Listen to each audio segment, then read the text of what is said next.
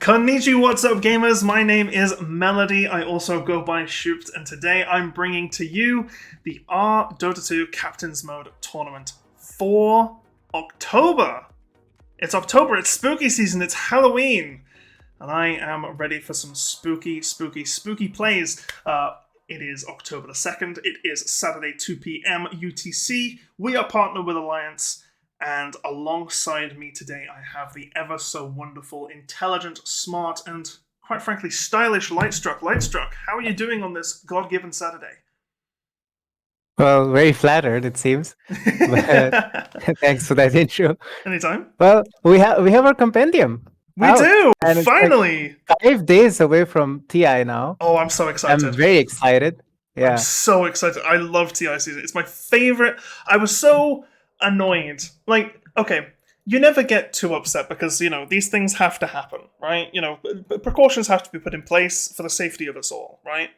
But I was so sad we didn't get TI season last year because I love TI season. I absolutely love it. Same for me. It's the best time of the year for me. It's like birthday season and then TI season right after. It's like the best time of the year for me. Oh, for real? It's your birthday? No, I mean it's not now, but like that. Usually it's like July to August. Oh, right? Of course, yeah. It's later this year because obviously it's later this year because of the delays. delay and it moving from Sweden to Romania. To Romania, but, I remember. Yeah. So coming back to the point, like we have our new compendium out, and with compendiums, a lot of players have this problem. Though, what do we predict? Because not everybody is following every single detail about pro games and how predictions work. That is true. So, that is true. Without further ado, we are here now to help you do that. We can actually help you with that. See, I don't know about you, Lightstruck, and when I say I don't know about you, I mean I actually do know about you. But we're pretty good at following these kinds of things, right? Am I safe in the assumption that you know a decent amount about Pro Dota? Yeah. I watch a lot. Okay, that's fair. I also watch a fair amount as well. Very, very cool. But yeah, no, it's you can trust us. Is basically what I'm trying to say. We are qualified, professional prediction people. So if you want to get every single prediction correct, then we are the people to go to. So do you want to talk about your predictions and then we'll talk about mine? Sure. Let's start off with the hero predictions for the tournament. Cool. I'm just gonna very quickly show everyone the screen which I'm looking at the moment. We have these fantastic animations done by the community, which we love. That we're showing for the first time ever on stream. But at the moment, we're just going to take a look at these predictions instead. So please bear with. And also, audience, keep in mind that I have separate predictions from what Melody has. Yes, these are not Lightstruck's predictions. These are mine. Yeah. These are both our opinions, and they don't have to be like 100% accurate. But this is how we feel Dota is going in. Same direction. Yeah, these are what we're confident in. You don't have to be confident in it as well. It's just what we're telling you. So also, okay. Talk to me, Lightstruck. So this is for both group and main event. So that goes recurring throughout. Yeah. So that means that this is not only like the playoffs. Stuff can happen in the groups and like it can just be your right prediction over there. Yeah. Without further ado, let's start off with the first one. The most picked hero, in my opinion, I put Spirit Breaker over here. I feel like Spirit Breaker is a really strong hero right now. Yeah. He's in his best pace possible. Yeah, I love Spirit Breaker right now. No, I agree. Yeah. I have not... Go on. Yeah, he's not in that stage where he's going to get first bat. I feel like he's the kind of hero that will get through. Yeah, he'll get through a decent amount in the group stages. He'll get through a decent amount in the group stages. The only problem with Spirit Breaker is I think that he'll probably get banned a little bit more as the thing goes on. I've picked Dawnbreaker for most picked. I like Dawnbreaker as well. Yeah, Dawnbreaker was like my second choice. Yeah, she has been really, really good. Although she got a little bit of tweaks. Yeah, it's not that harmful for. She's still in a very good Celestial place. Hammer was like the best skill, and that didn't get touched as well. No. The slow was a little bit nerfed, but you have a talent to compensate for it. So Dawnbreaker is a really good choice. Mm-hmm. The second one, I like that you and I have gone for the same hero, which is Tiny. Yeah, I don't think Tiny will make it through like a single game. Tiny has to be first banned. Yeah, every single game. It's a really strong hero. He's just giga chatting right now. Like He really is. He really is. Tiny is just absolutely insane right now. It's one of those things where he actually got nerfed in the most recent patch. For those of you who don't know, if I quickly just look up 7.30D, you can see here that Tiny is actually nerfed. It says that toss damage has been reduced by 10 at all ranks, and the cooldown on tree grab has been increased, and the attack damage bonus has been reduced by 5%. The problem is that these buffs aren't, these nerfs aren't enough. 10 damage on toss does not actually make very much difference, like in the slightest, to the actual burst combo. And cooldown on tree grab doesn't matter because if you get permanent tree grab, then the cooldown only matters if you start throwing it. The damage percent is decent, but it means that you're taking. I mean, it's still 20% bonus damage. It's still good enough. Like, it's not. You're still getting a crit. Yeah. So it's the problem with Tiny right now is that Silver Edge is really, really good right now. Yeah. Echo Saber is still also fantastic. Must buy on him. Yeah. And it does everything for him. Gives him attack speed. Gives him attack speed. It gives him the double hit that increases his burst combo. It gives him the mana regen and the int that he needs because the main also gives him damage because he's a strength hero. Yeah, and damage because precisely. Yeah, it's everything that he likes. All right. Moving to the next one. Yeah, so win rate, I think this is where things get hard. I like Anti-Mage here. Okay. The reason I like Anti-Mage is because I think Anti-Mage will probably not get banned very often. Because keep in mind, it's highest win rate with a minimum 5 games played. Right? Yes. I think that Anti-Mage is one of those heroes where if he gets through, he's a really strong last pick that Anti-Mage won't have very many games in, but the games he is picked, I think he wins. That's fair. I chose Sniper. Because I feel like Sniper is a really, really strong hero right now. And it's not a hero that gets picked every game, but it will definitely get picked 5 games. Yeah. And the 5 games that you're going to see it, you're going to be reminded of 6.8. Because it is like that. Yeah, Shrapnel's good, but the main thing I see that it's not Shrapnel though. Yeah, it's the quack. Yeah. The permanent, sorry, not permanent. The headshot. The 100% chance of headshot is just so good against a lot of melee carries. Like, it's even. You can have 4 seconds of headshot at level 10. Yeah, it's 4 seconds of headshot, and that's not counting after that if you just proc. Yeah, it's insane. I'm just gonna quickly look at Sniper very quickly. I have Sniper in my mid laners. Yeah, I do. Okay. So if you Storm. Sorry. Yeah, you're right. Saying. Yeah. So if you max headshot and put a single point in take aim, because keep in mind, take aim when you activate it, it's 3 seconds at all ranks. So it's not even like it's like you need to level take aim in order to get the bonus from it. Like you put a level or 2 in take aim, but the thing is if you put max points in headshot and then you activate it, that is 3 seconds of 110 bonus damage on every single attack. That is like a free MKB. You know what I mean? Yeah. Like it's not only that, it also just makes you really hard to go next to him because you're constantly getting knocked back. Yeah, it's really annoying to play against. Yeah, it's good against melee carries for that reason. I also think Mask of Madness. You press take aim, you activate your mom, and then you just go crazy. Yeah, it's really nice. He's almost like a ranged Faceless Void without a chrono. Or a blink. And then at level 10, he has a talent that gives him one second more on take aim. Yeah, that's right. I forgot about that. So like that talent is quite. Yeah, I think Anti-Mage. I think Anti-Mage and Sniper are both pretty solid.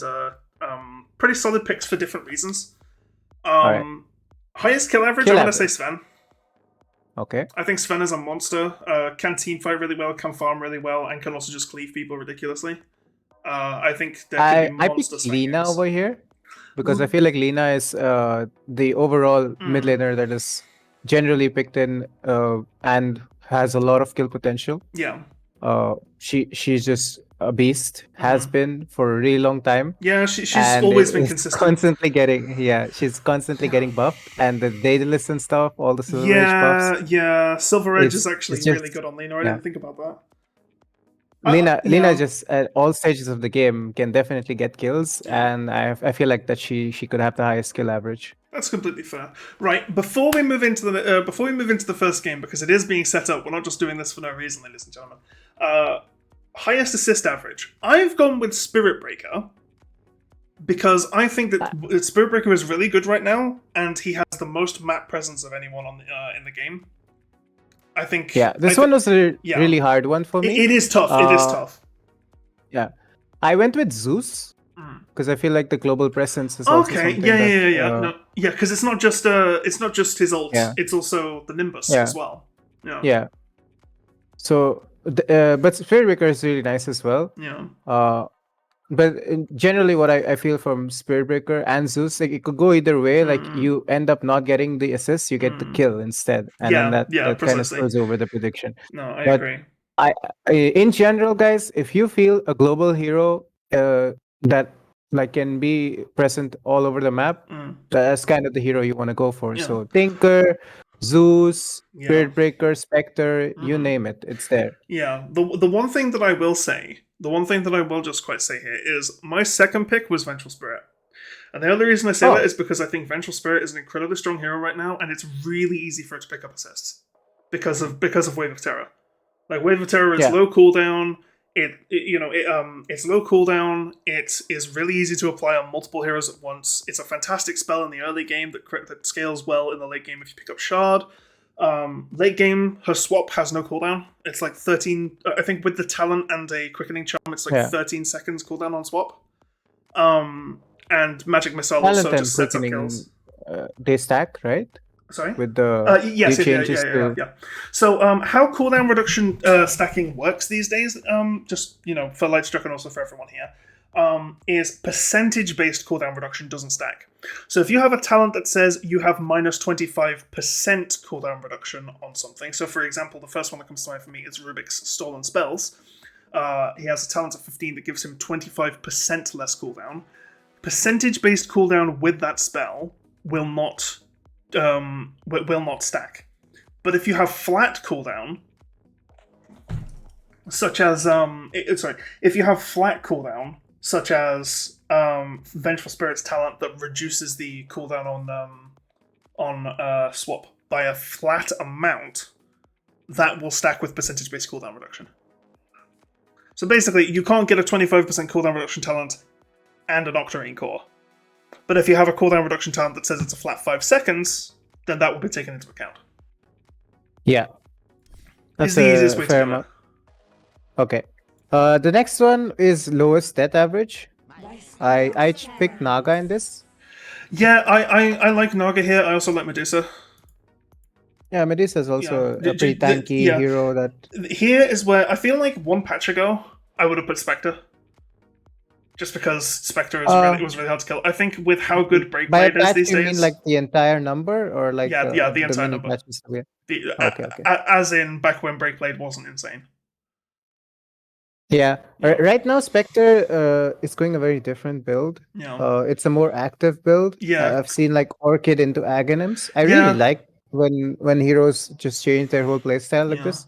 Well, it's good because the thing is it's not even like it's a change to her kit. Her skills haven't changed. It's literally just a reaction to the item meta. People have recognized that the unkillable position 1 just farm until you win the game on your own build has stopped working, and so they've they've tinkered around. They've messed around with item builds, and they've actually looked at something else which works in the current climate, if you will, which I think is really, it's intuitive and it's representative of what I love about this game, right? Yeah.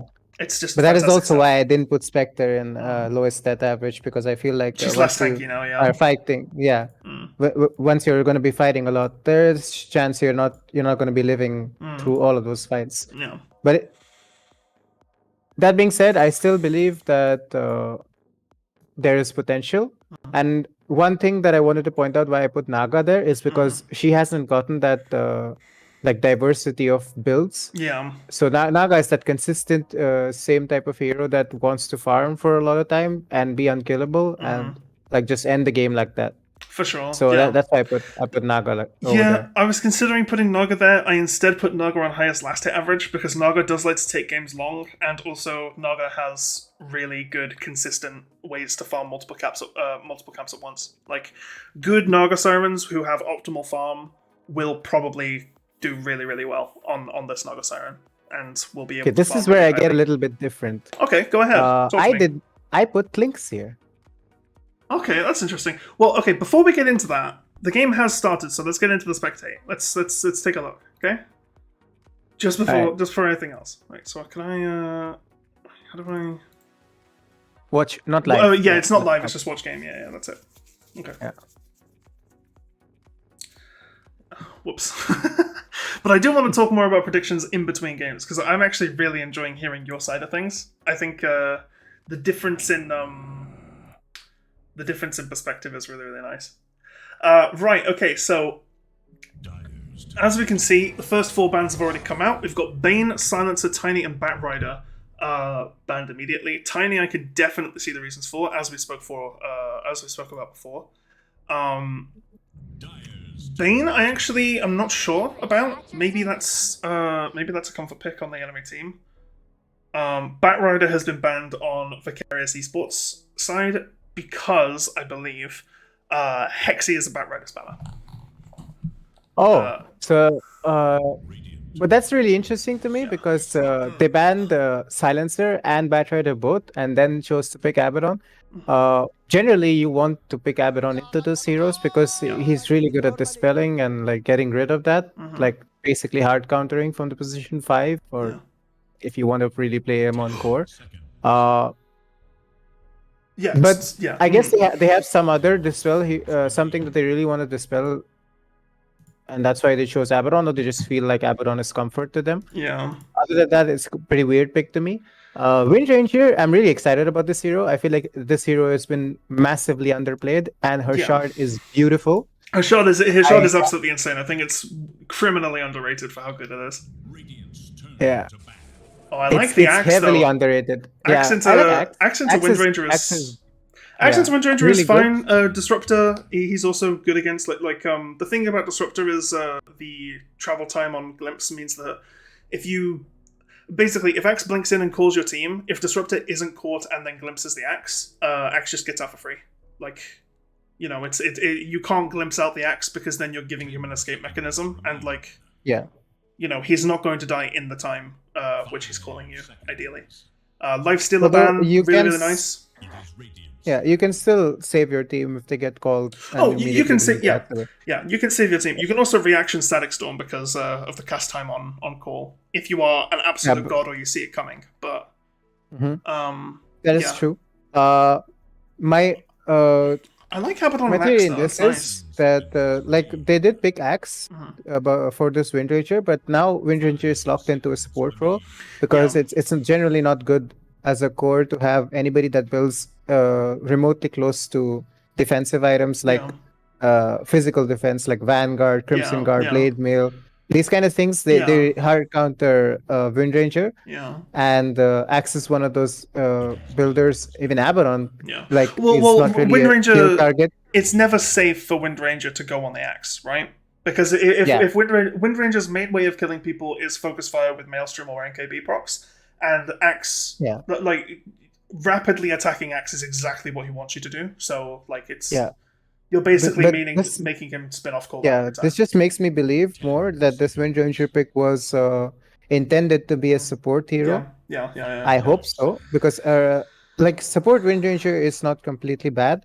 I have been playing a lot of support Wind Ranger. Yeah. And the Shackle Shot is a very good spell if you can hit it. Yeah. The only problem is there's an if over there. The only problem with support Wind Ranger is there are a lot of people who pick support Wind Ranger, at least in my MMR, who pick support Wind Ranger and then don't actually build support Wind Ranger. Like, they might build a 4-staff or something slightly supportive, and then the moment they get a decent amount of gold, they start going into the Maelstrom. Maelstrom is not that bad now because it eventually builds into a Gleipnir. It gives you but they don't build into a they don't build it into a Gleipnir. They build it into a Mjolnir. This is the thing I'm talking about. It's just MMR, but support Wind Ranger has a bad taste. I get what you're trying to say. Yeah, it's thrown a few games for me. What I go for is generally Meteor Hammer, Ether Lens, Force Staff, Gleipnir sort of items. Shackle into Hammer into Power Shot is about 1600. It's about a 1600 nuke. Yeah, it's crazy. The whole combo. It's absolutely it's pretty good. But the biggest thing about Windranger is her 20-minute timing, which is The shard. Gale Force. Yeah, Her shard. Because with that, you have global presence all of a sudden. And this other hero that they pick is also a global presence hero, which is Dawnbreaker. Yeah. And Yeah, this hero is is really also nice. kind of a flex, because she's really good in the offlane position as well as the support role. Yeah. There's Her, there's her one sorry. 2 spells combo does a lot of damage. Like it can almost 100 to 0 a support. Yeah. There's one And thing sometimes even result in kills. Yeah, so I was gonna say this, Nyx was still in the pool. Like I don't like a Dawnbreaker pick Oh. without a ban on Nyx.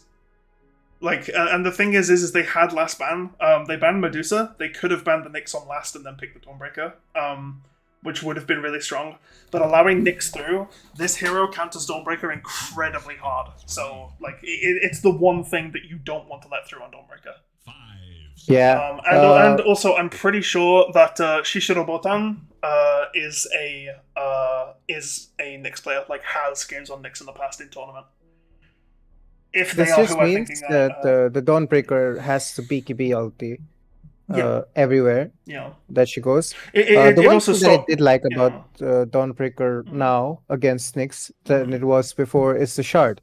Because how the shard works is as long as you press your Q or you're in the animation of your Q, you get spell immunity. Yeah. Which means that you can use it in ways where you would want to dispel or get a BKB off and dodge a spell like that. So you can actually use it defensively more than offensively as well. Now this is an interesting Pugna pick here, I think. This is an interesting I like Pugna it. pick. I like it quite a bit because it shuts down Windranger really nicely if the Windranger is mid. It can also be played as a support alongside maybe someone like Axe, because keep in mind if they're decrept and Axe is in the middle of a creep wave, and they get taunted, they take more damage from the spin. I think overall that is a damage increase as long as you're in the middle of a creep wave. Netherward also is just, they have a lot of heroes that spam spells. Windranger has a lot of short cooldowns. Disruptor is always casting kinetic field in the fights. Dawnbreaker as well. So the ward can be relatively healthy and actually like do a decent amount. I like it a lot here. And it's very non-standard. I wouldn't have seen it coming, you know? I wouldn't have expected a Pugna pick here, but I think it's really nice. They have a lot of like melee or semi-melee heroes. Like Windranger, if she's not playing like the supportive Ether Lens role, then also likes to go in. Dawnbreaker likes to go in. Wraith King likes to go in. And Pugna is really good against those heroes because Pugna is one of those kite heroes that can really extend the fight from one place to another and like force you to overextend. Pugna excels in these positions because the hero is like extremely fast. It's fragile, but can really sustain very hard, make other heroes sustain as well. Axe is generally fast. Abaddon is generally fast. Nyx is another kite hero. So I feel like Madsen for Life right now is building to that strength of mobility, whereas Vicarious esports are more going like this Davai style. I like that Davai may style. or may not work. May or may sure. not work out. I like the I like the position 1 bans here on Phantom Lancer and on Faceless Void as well. Both very good heroes against their team. I would have liked Dire to take Faceless Void because that generally is the counter to them kiting, because you just hold them in one place and then you try to get them out. Yeah. They don't really. But they already have the luxury. they already have the Wraith Wraith King already. Yeah. Juggernaut's just a solid. Juggernaut's just solid. Yeah. It also suits their kite style because Healing Ward isn't again gonna extend the fight to an overextension. Yeah, they've got a lot of healing here. Actually, now that I think about it, maybe I could see like a. Oh, okay, so they're picking their offlaner here, right? On Dire side. I think the Dawnbreaker or the Windranger could have been the offlane. I think their mid lane is next. It's possible. I wouldn't mind seeing a Phoenix here. Only because the only person who can actually realistically hit the egg is Juggernaut, and I really like a Shivas into the enemy team here. Yeah, but I don't like Phoenix because they have nothing to hit Pugna Ward, and how Pugna Ward works right now is if you use any spells, then it just refills again. And Phoenix is a hero that wants to use spells constantly. For sure. I guess it really depends how good the Nether Ward is in the game, right? I think it's actually quite good here. So yeah, maybe Phoenix isn't the play. I I'd do, like them to I see do, I do something that just want can to say, deal with Pugna right I now. do just want to say, because of Disruptor's relatively high attack speed for a support and his long range, Disruptor is actually quite good at hitting the board. Night Stalker's also Night quite good. Stalker. No, I like this. He can build the Shivas that we were talking about before because he is a big buff boy that likes to run in. The silence is really good against the Juggernaut if you can just stay on Do him you at really nighttime. think it's a Wind Ranger position 2 now? Like they first picked their mid? Well, it's that or it's Night Stalker mid with Wind Ranger offlane, and I can see Night Stalker mid. If it's Hexion Pugna, right? Hexi already is Hexi already is incredibly strong as a player. We've seen that before. He's the previous tournament winner coming back. So it's like maybe, but like it's a really risky one because Pugna wins that matchup anyway as a range versus a melee. Lunatic, who is the captain and the highest MMR on the team of Vicarious Esports, actually one of the highest MMR players in the game. We can see just looking at their profile, they are 774 immortal. So very, very high ranked. And it does very confident as well. And they have picked the Wind Ranger here, yeah. Yeah. All right, we'll see how it goes. I generally think that this is a Pugna favored matchup. I do think Madsen for Life have the draft advantage in my mind. Yeah. I don't think it's impossible for Vicarious Esports. I don't think that it's. I don't think it's a one like draft. I said, Davai Dota, you never know. Like it sometimes it's just it looks amazing. It can be good, amazing to cast.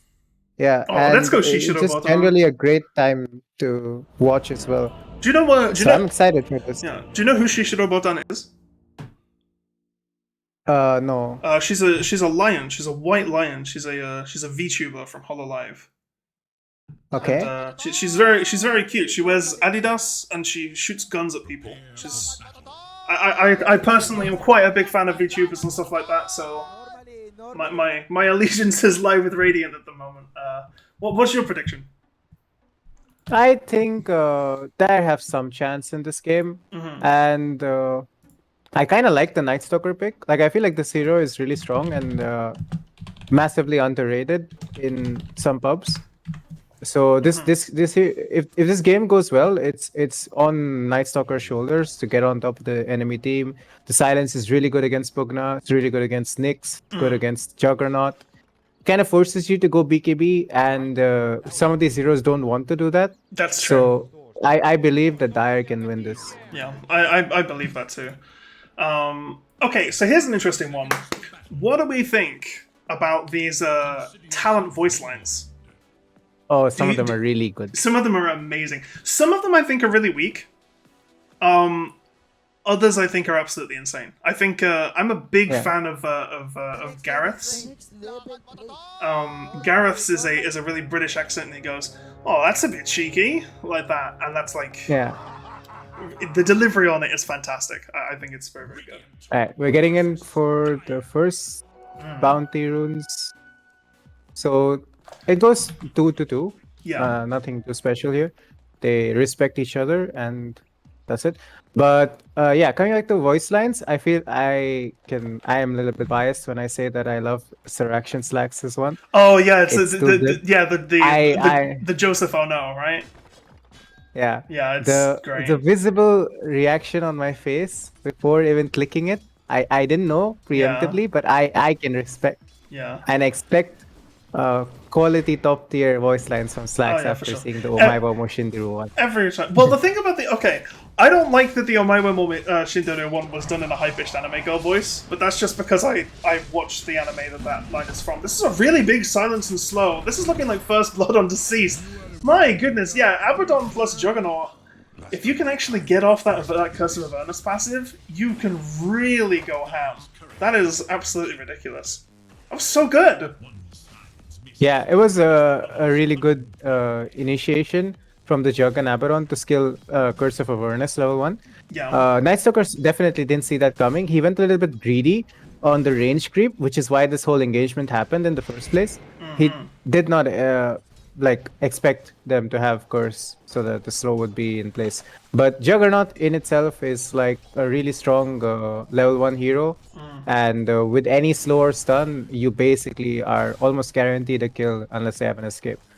That's just Juggernaut for you. Yeah, for sure. It's It's really easy for him to get kills on the other game. I remember the classic lanes of things like CM and Juggernaut, where you would just take the slow Yeah. at level 1 and then just spin on them. It was, yeah. You know how I would identify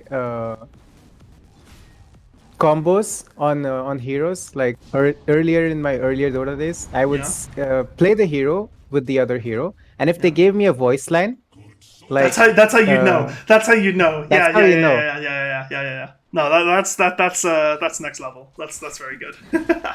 Like CM, I'm a big CM player because Yeah. I'm a support player. Yeah, And for sure. whenever I used to CM's play with great. Yeah, I Jug, love her. she would say, "Let them feel the cool of your blade," and I'm like, Yeah, "Okay, this that's is a right. combo for sure." Yeah, it's a combo. Yeah, yeah, yeah. Speaking of combos, though, Deceased managing to get on that Abaddon. Not enough mana for the aphotic shield. Very unfortunate stuff.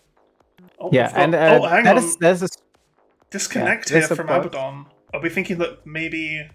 Actually, let's take a look at Abaddon. Oh, they actually did have enough mana for the aphotic shield. I saw their mana bar and thought, oh, maybe they didn't. But yeah, it must have been a disconnect. This They is weren't just really the reacting. strength of Dawnbreaker actually. The two spells. So level 2 spike is so big because once you get the Celestial Hammer and the Starbreaker combo off, you almost guarantee a kill. Like it's not even close for the enemy support. Yeah, Like so, what happened over there need the passive. was I don't know if it's about the disconnect or not, but even if he's not disconnected, there, let's talk I as if feel he's like not. they Yeah. have enough damage to kill. So what you do as Dawnbreaker is that you throw away the hammer a little bit further than where they're going to be. It's a 24% slow, a 60 damage just from the hammer itself, then And a then there's the pull, burn, which gives 220 DPS, and it's got like insane cast range at level 1 as well. Yeah, Like true, it true, increases true. as per levels. This is the ability you max, by the way. So there's 1000 cast range, which means you can do it from really far, and then it pulls you like 50% of that. So you come really close, and that sets up for your Starbreaker combo, which then does 20 swipes, 20 damage per swipe. So it's about 3 swipes. That's 60 damage, and then the smash damage as well. That's another 90. Yeah. Well, and then it stuns for. Well, that's the thing, right? Is it's the smash damage and the swipe damage. That's bonus damage on top of the damage you already have. So that's 80. Yeah. So that's 3 so swipes. It's a lot. Basically, a lot. Yeah. So that's 3 auto attacks. Yeah, so that's 80, 80, 90, 160, 270 on one ability, plus the DPS from the Celestial Hammer, plus the initial damage, plus the fact that you also have insert other hero here hitting them and casting their spells on them as well, right?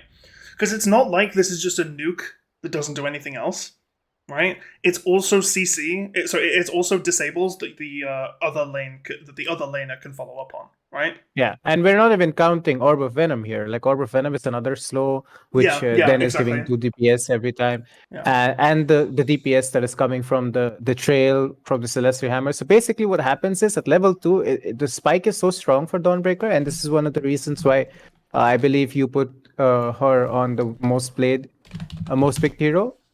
It's because of her this early game spike on a support hero. Like it's just insane, and that is not even factoring like, okay, she nukes, maybe she's not like tanky enough, but this hero is insanely tanky at level 1.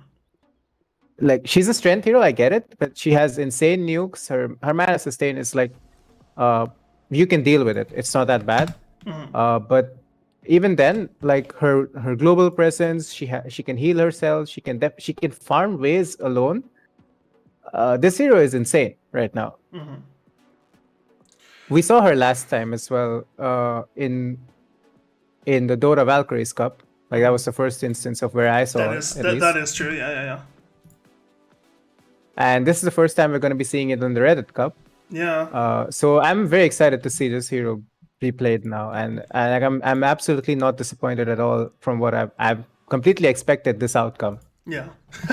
Completely said all according to Keikaku, huh? Yes. Goodness me. It'll be an interesting one. I personally am quite happy with myself in terms of the talent. I actually managed to not only get a reply from Purge, but I also got my tweet liked by OD Pixel. Because I specifically flamed, well, not flamed, but kind of trolled Purge on his status. He tweeted yesterday, just because I hope chat finds this funny as well. He tweeted yesterday, If it was ever your life's dream to get your favorite Dota personality to favorite one of your tweets, all it takes is 99 cents, a screenshot, and one @ symbol, right?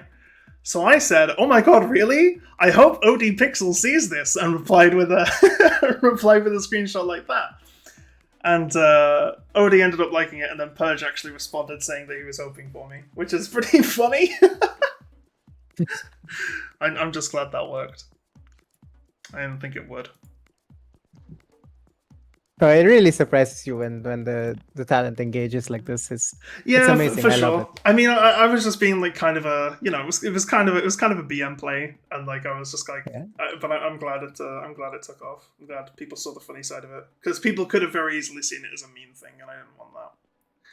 I love Purge, by the way. I think Purge's voice line is actually one of the top 3. Yeah, I really like Purge's one as well. Personally, I didn't really buy it till now. I'm looking forward to it soon.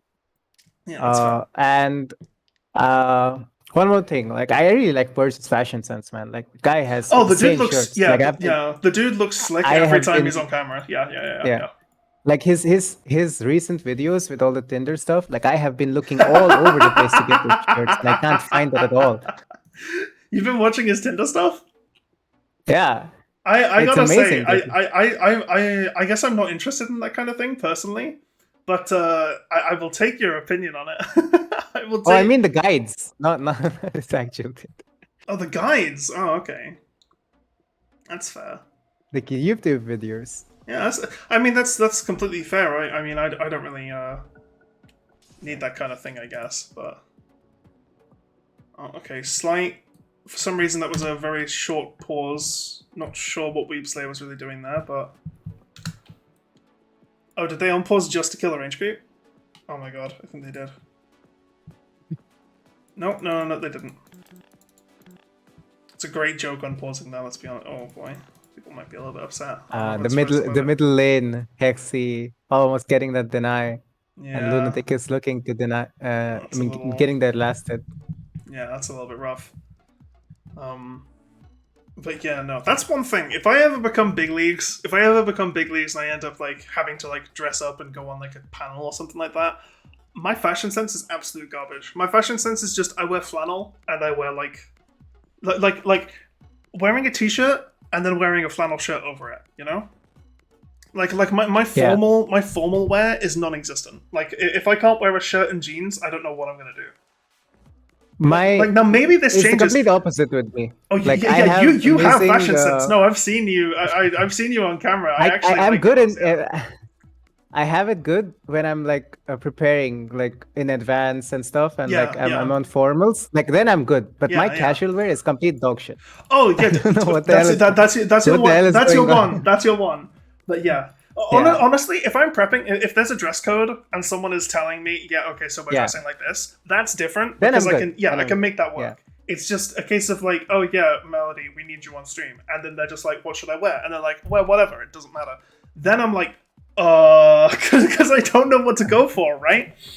Yeah. And then I end up asking my co-caster or like my host or whatever, like, hey, what are you guys wearing? So, we can like, make this work. Because I don't want to, the last thing you want to do is have everyone else in suits, right? And then you're not in one. Yeah, and then you're not. Oh my god, the worst thing is that if you're in a suit and then nobody else is. Oh yeah, right, because you look like such a, no. I've, that luckily has never been me.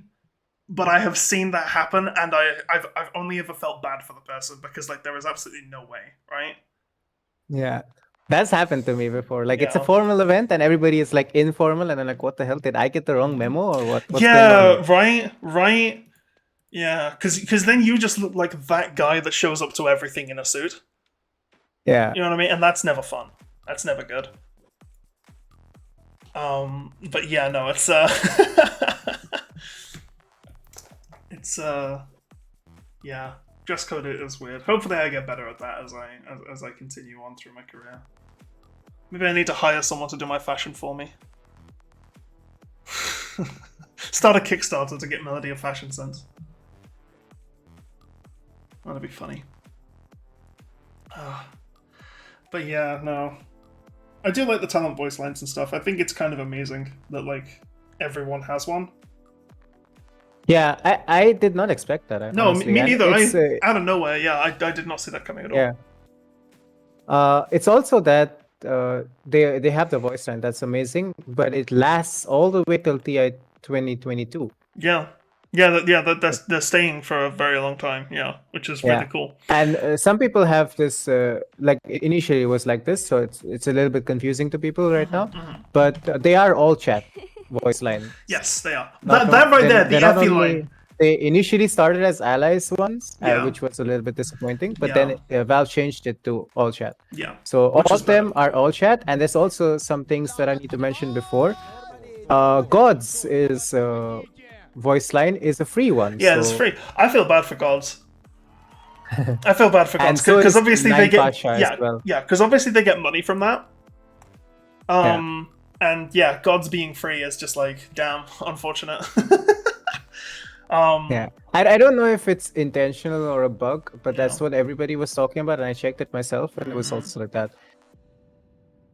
Yeah, that's Which ones did you buy, though? I bought Extraction Slacks and Effie. I don't have very much money, so I can't buy all the ones I wanted to. I did buy the OD Pixel one because I am a huge fan of OD Pixel. He's my favorite caster, my favorite stream talent for any game ever. Huge inspiration for me. One of the reasons why I wanted to start casting. So obviously I got to show my support, right? Yeah. If I had enough money that I could buy something else, like, which I probably would, like, if you can still buy them in like a month when I get paid, then yeah, I'll probably get another one. I will probably get Purges. Purges or Gareth's, depending on how I feel at the time. I think Gareth's is really, really cool and very spammable. I think Purges is like very, very good. Like, a lot of the time with the voice lines, they're just kind of funny memes or whatever. Yeah. Or like things that I people think just it's for say. the maximum, tilt value. Yeah, tilt for value the is enemy. also there too, but there are some which just aren't very good. Like they're very Yeah. they're too specific, or they don't have spam value or anything. But then there's Yeah. Purges, which has BM value, and also is just genuinely quite a nice line. Like you can use it in a as a sarcastic, "Oh, the team messed up. Let me use it. It's a haha funny moment." Or you can use Yeah. it to genuinely encourage your team, which I think is always good to have. I have some voice lines for that, especially dedicated, the ones that you can generally motivate your team with. Well, But that's the why old chat ones, the old one, Yeah. absolutely perfect. Like that was fantastic. I used to love that line. That was like my Yeah. most used voice line of TI9. I loved that line. It was really, really good for that purpose. But yeah. So what about you? Who are you getting? who did I buy for? I Yeah. bought Seraction Slacks Yeah, one, Slacks. and I bought Effie's one. Yeah. Both for tilt value. Effie, like- Effie absolutely nailed it. When I first heard the Effie one, I was like, "Oh, it's just her laughing." I mean, it's cute, I guess. Then I heard people spam it, and like you miss a last hit, and then you miss a last hit, and then you hear the Effie laugh. Someone gets out on If 5 you've health played and they do Dota Effie long laugh. enough, you Yeah. definitely have met people like this who do the whole clash and laugh Yeah. and then spam it. Yeah, And then yeah. your mind goes crazy, and where is this laughing coming from? Yeah. And they can be like halfway across the map or wherever, and all you hear is the hero laughing Yeah, constantly. yeah. This is that, but actually in a voice line. Yeah, for sure. No, Effie. The thing about Effie is that it's stealth BM. There are some which you can tell, like there are some which Yeah. you can tell are very obviously the BM value. I thought Effie's one was just cute, and it's like, oh, it's Effie laughing. That's like something she does, and she has a very unique laugh, and that's cool. Yeah. But no, it also has crazy BM. No, I think Effie might be one of the most bought ones. And Slacks is just good. Yeah. It's a JoJo. It is one of the most Yeah. bought. It is the third most bought one. Oh, do they have stats on it? Yes, they do.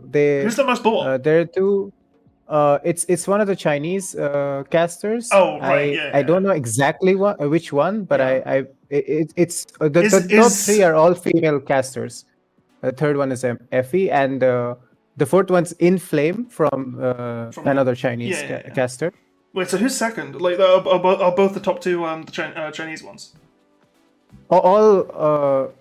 Among the top four, three of them are Chinese casters, and the third one is Effie. Wow, so Effie is actually the highest, English one, yeah, the yes. highest valued English one. That is actually insane. That's so good.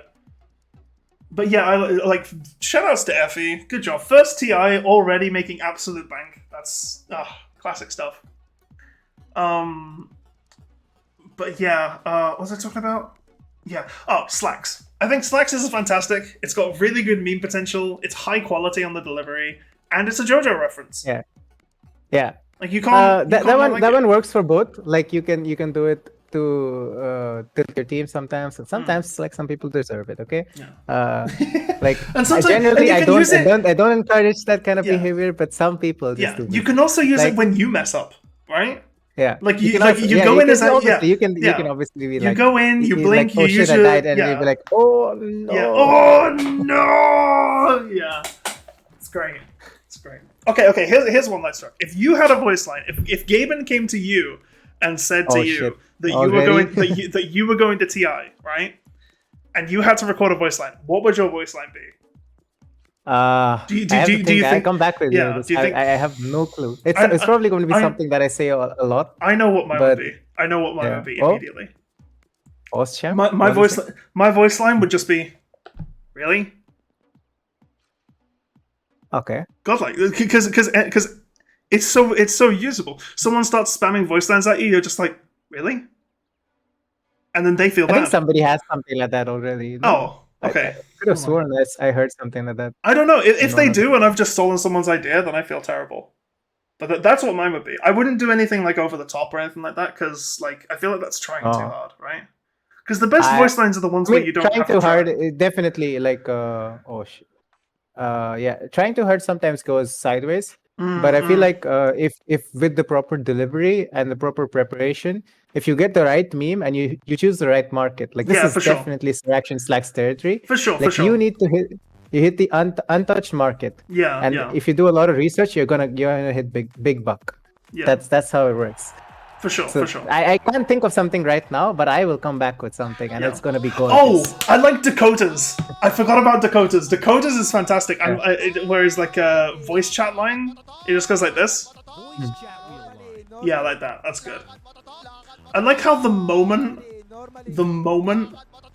I go to talk about the moment I go to talk about like the voice lines and actually show one, they start spamming like another tag. Never change. But yeah. Yeah, I like Dakotas because it's just this. Voice chat wheel line. Which is like next level. Oh. That's so good. I can't hear it. Oh, Dakotas just goes voice chat wheel line. Oh yeah, and that's good. That you know, it's like I get it. It's like GLaDOS kind of thing. Kind of, right? Yeah. Did you ever play what was it? Did you ever play Overwatch? I have sometimes. You don't generally play it. Oh, okay. So Reinhardt had this one voice line where he would just yell catchphrase like that. Because he didn't have a catchphrase, and that was like one of my favorite voice lines in that game. So the Dakota one really hits my market, you know. Yeah. Oh, I think it's really good. But yeah, I think my voice line would probably be something like my finest creation. Yeah. Honestly, my finest creation is a good one. Yeah. That's actually a pretty good one to do. I feel like if you do like Twitch chat phrases, that in itself is quite good. Yeah. I feel like the fact that no one made one that was just Keck W like that, right? Like that's I think that's trying too hard though. Like, yeah, see that's the thing. That one is just farming emotes. Yeah, exactly. But the thing is about farming emotes is that it works. There will like to me. It works definitely. To me, and mine you, is also kind of farming emotes, but I'm not actually saying the emote while doing it. For sure. But like the thing is while we know and we have like taste, like we appreciate the meme game, right? Like we are relatively funny people, right? Yeah. And the thing is we know that that's low hanging, right? And it's not that good. But there will be idiots out there on Dota who will just buy it and be like, "Oh my god, this is so funny," you know? Like just because we know it's not funny doesn't mean that some idiots out there won't still buy it like crazy. I mean, humor always is something, something about perspective. Like some people like different types of humor, and that's respectable. Well, I mean, one of the to me- funniest noises that I hear in a ton of meme compilations is that stock fart noise. So, like, you know, like, obviously people find that kind of thing funny, even if I don't. I haven't encountered that yet. Yeah, that's fair. As much as you have done. But It's I not don't find that often. funny either. Like I don't really find the fart noises that funny. Like I guess it was. Yeah, there was a I time don't where either. was I don't like, either. okay, I just hear it and I'm just yeah. like, really? But yeah. Oh, finally we're back. Yeah, it Or seems are as we? though. Like okay, so it seems well, like they're gonna be we're playing going 4v5 yeah, now. we're going 4v5 basically, is what's happened. So the enemy team have decided to continue on. The 10 minutes has passed, and unfortunately Shishiro Botan has not reconnected to the game. So teams may continue on. This is where we you get to understand. see Juggernaut, Weep Slayer. Yeah. The anime comeback is right now because he's controlling Abaddon as well as Juggernaut himself. He has no Yeah. camps to take because both camps have been blocked, one by his own team and one by his enemy. So if he manages to do anything in this lane and it goes like not dying to giving XP to his 5, who is non-existent right now, then you are looking at something of top tier micromanagement right here. Yeah, no, and it is possible, right? Like, if you're good enough at the game where you can play 2 heroes at once, and Abaddon is a relatively simple hero to play, you can make it work. The only thing is I'm not sure about how it works when it comes to leveling skills. I know in pub games. Oh, hang on. There's a Impale. Might actually get out with the hammer. Farfarian King positioning really nicely to try and stop it, but not enough mana or cooldown to actually prevent her there. That's a very nice defensive play. But yeah, I'm not sure how it actually works with Abaddon. Like, if he gets XP, can they level his skills? Because I know in yes. in Yes. match-made games you can't. No, you can. If they're You can't. disconnected, You can't. You can't level their skills in. Oh. Well, I have. You can do it as long as they're disconnected. If they're AFK and they're not disconnected, I've tried then you can't do it. I've tried and it hasn't worked. Probably because they might have left the game or something. I don't know. But I have definitely skilled abilities for people before when they're disconnected, and we are reconnected. Oh, yeah, fair enough. That's completely fair. Wait, why am I on specifically Radiant side? What? I guess you need to select Fog. I have selected. Wait, what? Eh? Maybe it's What is happening? on the side of like Hash has probably got that. Yeah, maybe. I think Hash might have accidentally selected Fog or something because I just couldn't see the other side of the map. I didn't realize that. Well, because if I the look strength at of Night Stalker. if I look at Observer, now getting the silence. Oh no! It's all fine. not I think it was just the I think it was just the nighttime game messing up. Yeah, okay. Yeah. Sorry about that. All right, should be fixed now. Right. Axe falling relatively low, but going to be fine. Nighttime kicked in and they were able to get a kill on top of the Nyx assassin. Pretty early spin on this Night Stalker, but it seems to me that he will be able to just walk away because of the movement speed. Yeah, nighttime movement speed is not only really good when chasing people down, but it's also fantastic at actually getting kills. Nice Mid lane, stun. though. Little bit, interrupt on Hexy was really, really nice. Still manages to get the Wind Ranger and an excellent Decrepify to save his life there because he knows that she couldn't cast the spells. That was really, really good stuff from Hexy.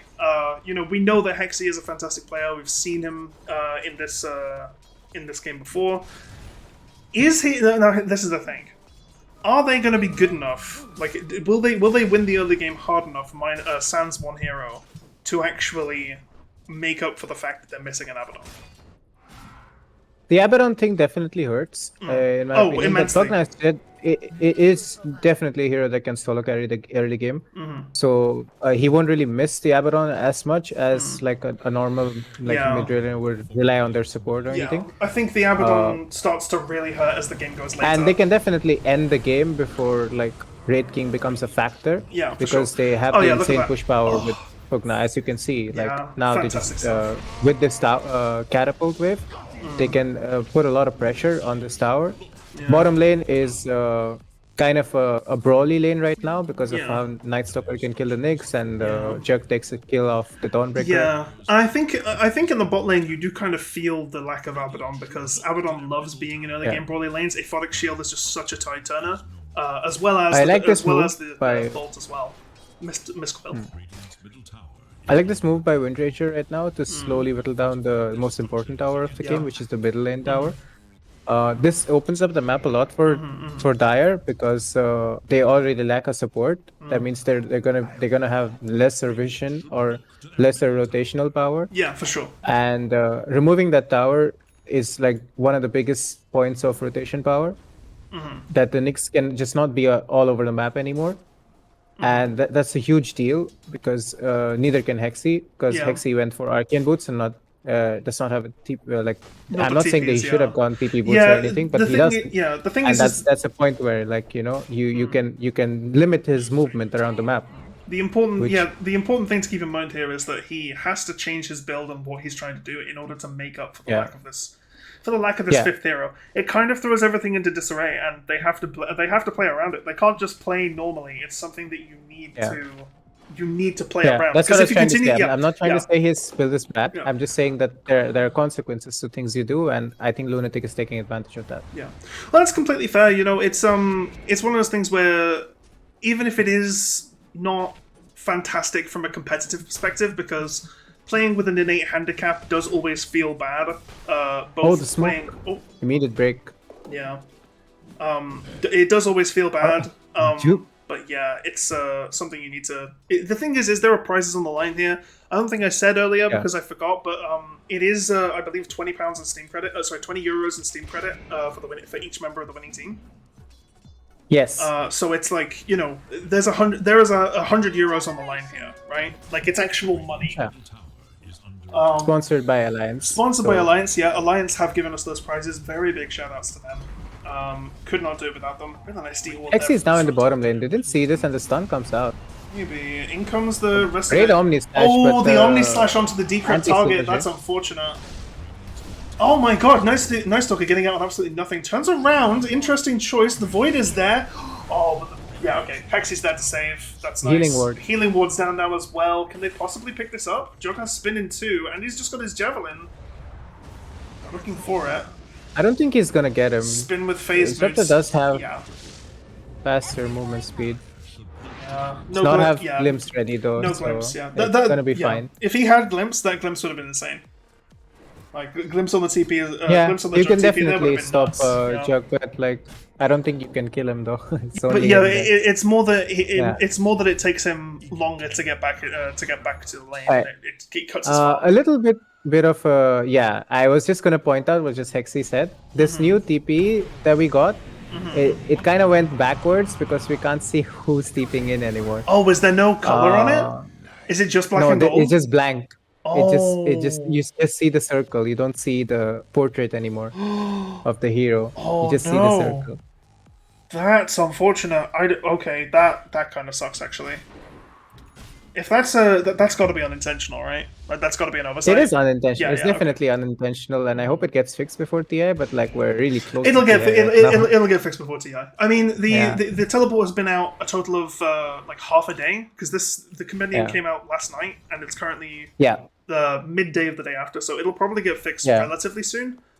Definitely before group stages, I think. But, yeah, because this definitely is an impactful thing in the game. Yeah. Like it's been in the game for a while to the point that now if you take it back, it's probably going to hamper a lot of decision making because you want to know who's steeping in. yeah, and Even if and it's also like Lance value or whatever, like at least you get a portrait. You can imagine what kind of a Yeah. hero is steeping in. If Yeah, you don't know that, then yeah, it could be like the carry it's coming in. And, it's game yeah. knowledge, right? It's something that you Yeah, learn yeah. as the game continues. But Yeah. but yeah, the big thing is that if this is a change that's intentional, one, it shouldn't be a paid service, and two, Technically, it's not fake. Well, yeah, free. okay. It shouldn't be a cosmetic service. It should be Yeah. something which is put in a patch note, right? Yeah. Like it should be something which is very clearly defined and intentional. But it was a nice taunt to try and stay alive. Unfortunately, it was the Dawnbreaker crit that killed him. But that's decent. One-on-one trade. This is the thing. you can't actually take 1v1 trades when you're down a hero because it changes the situation from 4v5 to 3v4, and 3v4 is much worse than 4v5. Yeah. Because you have less agency and less things that you're able to do, which is not where you I like be. Wraith King's adjustment to this match. He understands that they're at a disadvantage, so fighting early is a huge plus to them because they can play with the numbers game. Yep. So he goes for the armlet. Yeah, no Midas, no Radiance, goes armlet instead. Very smart. Oh, here comes Axe. Really nice blink into the middle of the creep wave with the call as well. Deceased going down to about half health. Battle Hunger's still on him. He's going to chase this down because it's in daytime. There's no real reason why he can't. That's the face boot. He has a blink as well. He can blink on top, call again. Oh. Yep, he's got... Yep, and there's the dunk. Can't stop it, yeah. Very, very nice stuff. Well, it's good awareness from Axe to be able to pick up a situation like that. This early blink timing, honestly, is really, really nice. Like 12 minute blink. Kind of greedy. It's greedy as hell, but it works. Be in that spot. Yeah, I mean, no, from Disease. I mean, like the Night Stalker shouldn't be in that spot. Yeah. They've died 3 times in this lane now, which is kind of bad because they were in an advantage before, I believe. Yeah. And like as you see the TP now. Oh, you didn't see it. Never mind. So they're grouping up. They have darkness available. Maybe they even have the Wind Ranger, but the Nyx is on them. So they don't know at the moment that they're getting scouted. Yeah. I don't know what it is with the observer, but it just keeps turning off dire vision, and I don't know why. Like I'm having to manually turn it back on. Spectator client, TI ready. Because I'm not pressing any buttons. I am not pressing any buttons. But yeah. I feel like there's gonna be a huge fight right now, but both sides are being very hesitant. 5 heroes. Seems like they're just not gonna take a fight and instead gonna just wait out the Vendetta again. Yeah, 5. Jug is having a great time though. In between all of this, Wraith King would just TP'd bottom and was trying to join that. Yeah. But Jug is taking his stacks. Like he's got his Maelstrom. Yeah. Probably go for Yasha. Ooh, really nice call here. Farfarian King setting up, Hexy with the TP in as well. This is going to be ult on Wraith King. Abbott on his back and gone again. Never mind. Okay, I feel like you stop trying to connect at this point because it's been a cumulative, like, what, 15 minutes of game time plus pause time? This is looking to be a kill on Wraith King though, very clean. Yeah. Slight miss on the call, but it still does a decent amount of damage because of the decrap. That's quite nice. There's a count on the UI thing. Yeah, I understand that. But for some reason, even when I scroll to the left, it gets rid of the dire vision, and I don't know why. Like that shouldn't be happening. Like if I override the observer camera and go to free camera, the free camera shouldn't only be showing one side of vision. He keeps getting kicked out of game when he tries to join. That's really interesting. Oh, I gave him a bottle to Abaddon. Oh no! Well, you can take it back. You can control him. Yeah, that's true. It's just unfortunate. I think he doesn't know. He doesn't know Pippa Laugh? Yeah. He literally just used Abaddon to give the bottle charge. Can you drag... Actually, can you drag items out of the... You can? You can. Are you sure? Yes. Okay. You can even sell them. Well, I know you can sell them. I just wasn't sure if you could put them on the ground. Because selling them is just right-clicking, but like putting them on the ground is a different thing entirely.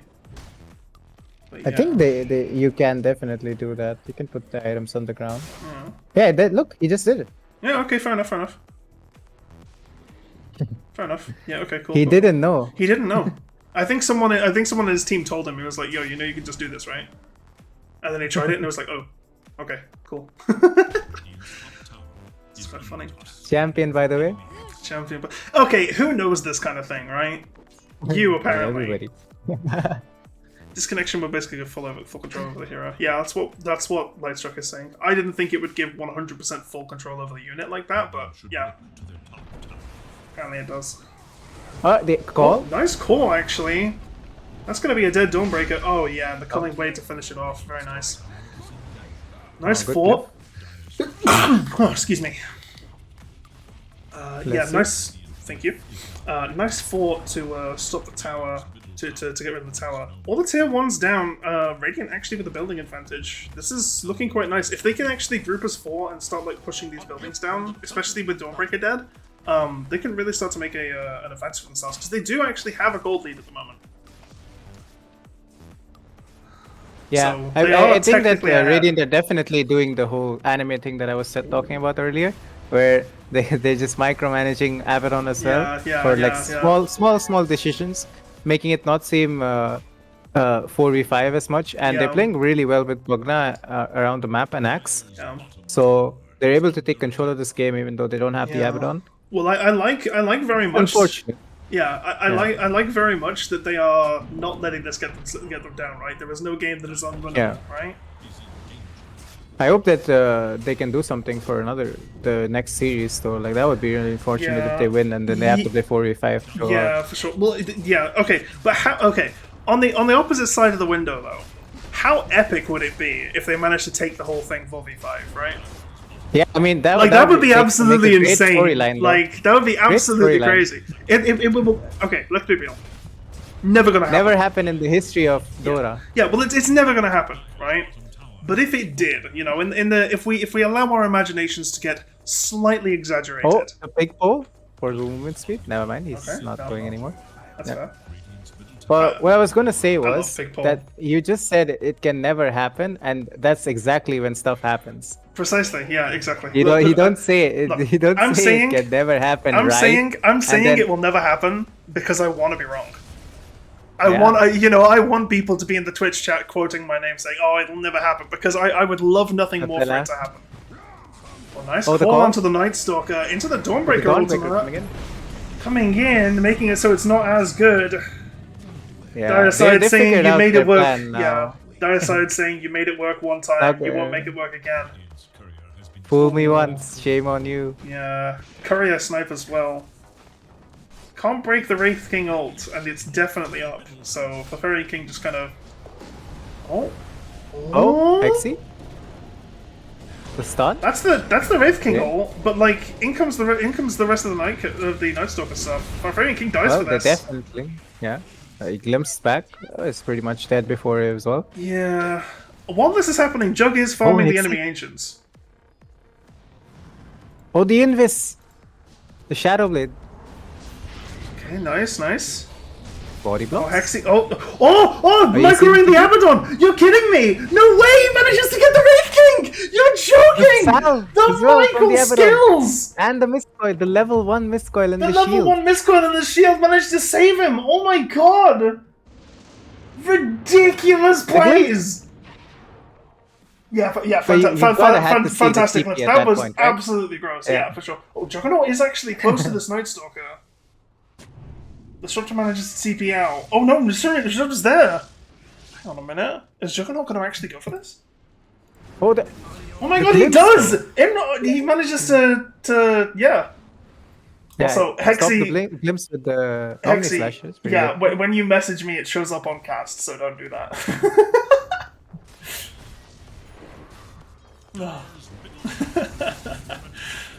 Sorry, Hexy just messaged me saying that that one death probably decreases KDA by 40.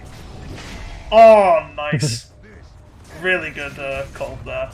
Like, they're playing this really well. They are going, like, full-on death ball strat. They're just running through these towers. And they got the boots to travel now. Yeah. The arcane boots is no longer the problem. Yeah.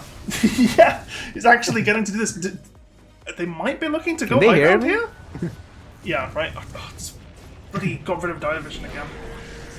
Great static storm, but Juggernaut just spins away. The call misses. Yeah, just a little bit. Okay. Yeah. Alright. Yeah, no kills, yeah. No deaths. Which is interesting. Dawnbreaker is miles away, looking to ult in when it's up. The ulti got cancelled by Carapace, like you mentioned before. She still has the TP, but this is a free tower. Like, I wouldn't give this up. Yeah. I mean, yeah, they can't do anything about the bottom tower. This does give Radiant their Fortify back, but I'm not sure they can use it particularly well.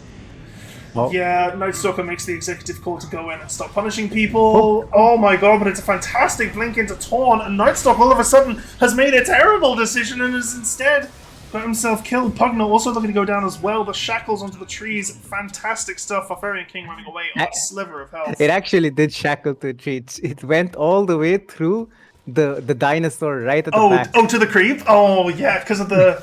So I mean, I don't even something- know how that is possible because there are literally like 6 trees next to it. so Through all of that, the reason dinosaur right at I the back. actually know why. So the reason why that kind of thing happens is because Shackle Shot actually has a target priority. It will always, Oh. if there is a hero in range, it will always latch to the hero. If there are no heroes, it will always latch to a creep, and if there are no creeps, it will always latch to a tree. So which you're telling me that this ancient Rumblehide has a hero complex. It's one of those things where like it's not said or mentioned anywhere in the skill, but Shackle Shot actually is the Shackle always prioritizes heroes in its range. So even if there's a tree even if there's a tree right behind it, if it knows that it can shackle to a hero in the same range, it will shackle to the hero every time. It's do you want to know where I learned that from? It's actually mentioned in Slax's Wind Ranger video where he says that Wind Ranger sucks. Yeah. It's Unironically. I've never forgotten that because I thought it was super interesting. I learned a lot from that video about Wind Ranger. Yeah, for sure. No, I didn't know that the hero was had that kind of like detail or like nuance to their skills until I watched the So Slax in a video. way, Slacks actually taught how the Wind Ranger players to be better. Yeah, exactly.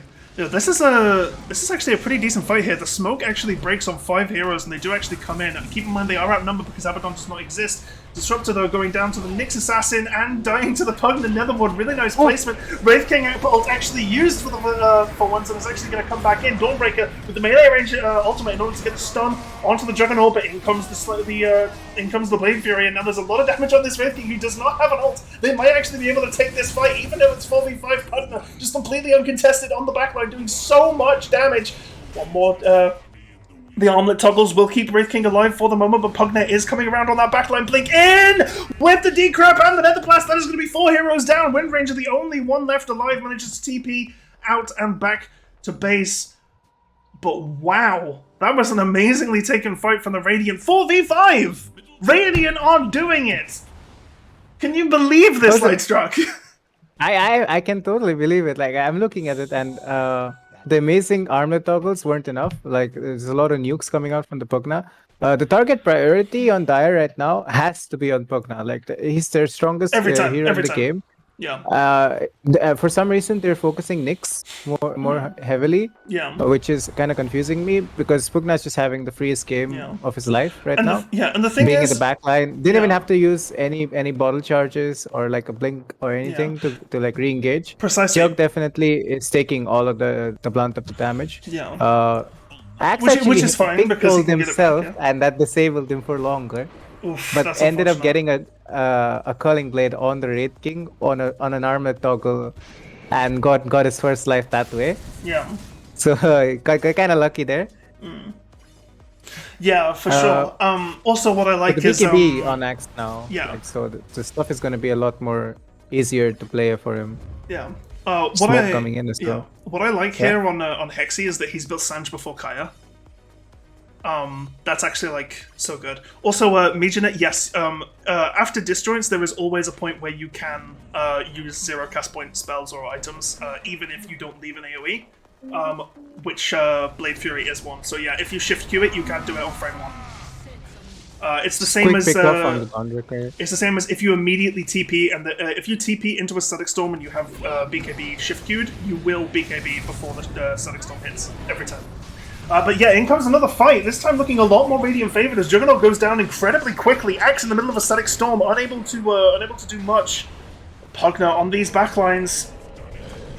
Manages to get some decent damage on the Night Stalker, taking him down, but in comes a fantastic stun from Wind Ranger to completely shut Hexy out of the fight, unable to do much. Illusion Rune to try and dodge some stuff, but it's not going to be enough. Hexy managing to decrep themselves, keeping them alive slightly longer, but it's not going to be enough because another Shackle Shot does land and gets the full stun. And this is exactly the kind of thing which Dire need to come back into this game. The moment Radiant lose their lead, it starts tumbling down because of the lack of the lack of a full team of heroes on their side. Right. That's a Hear very me out unfortunate here. one. This was a great fight from the Dire because it was mostly because they I think they had to buy back on Dawnbreaker, I think. Yeah, or, they did. or Also, this just is a gone back. really nice decision to just immediately run to Roche, by the way. Like, they cannot do anything Yeah. here with just Axe. Like, this is really, really nice. I Giving like this. Windranger an Aegis is also really important because yeah. then they have 2 cores with 2 lives. And it just makes it easier for her to then engage on the Pugna. Yeah. Uh, Especially with the Ag she's queued up, she's also got boots of travel, like Yeah. basically on courier. Like this is really nice. Yeah. I would love to see her build the shard at some point. Yeah, me too. Because it's really good to then catch the Pugna or like limit his escape to some extent. Well, you can obviously, move after him he while he's cancels the channeling, Vendetta. right? Like you can move him while he's channeling, and he can't. He either has to Yes, interrupt yeah, it he or- can't really. He has to cancel it. Yeah. And Or- if he's running yeah. towards you, then he runs at like super speed.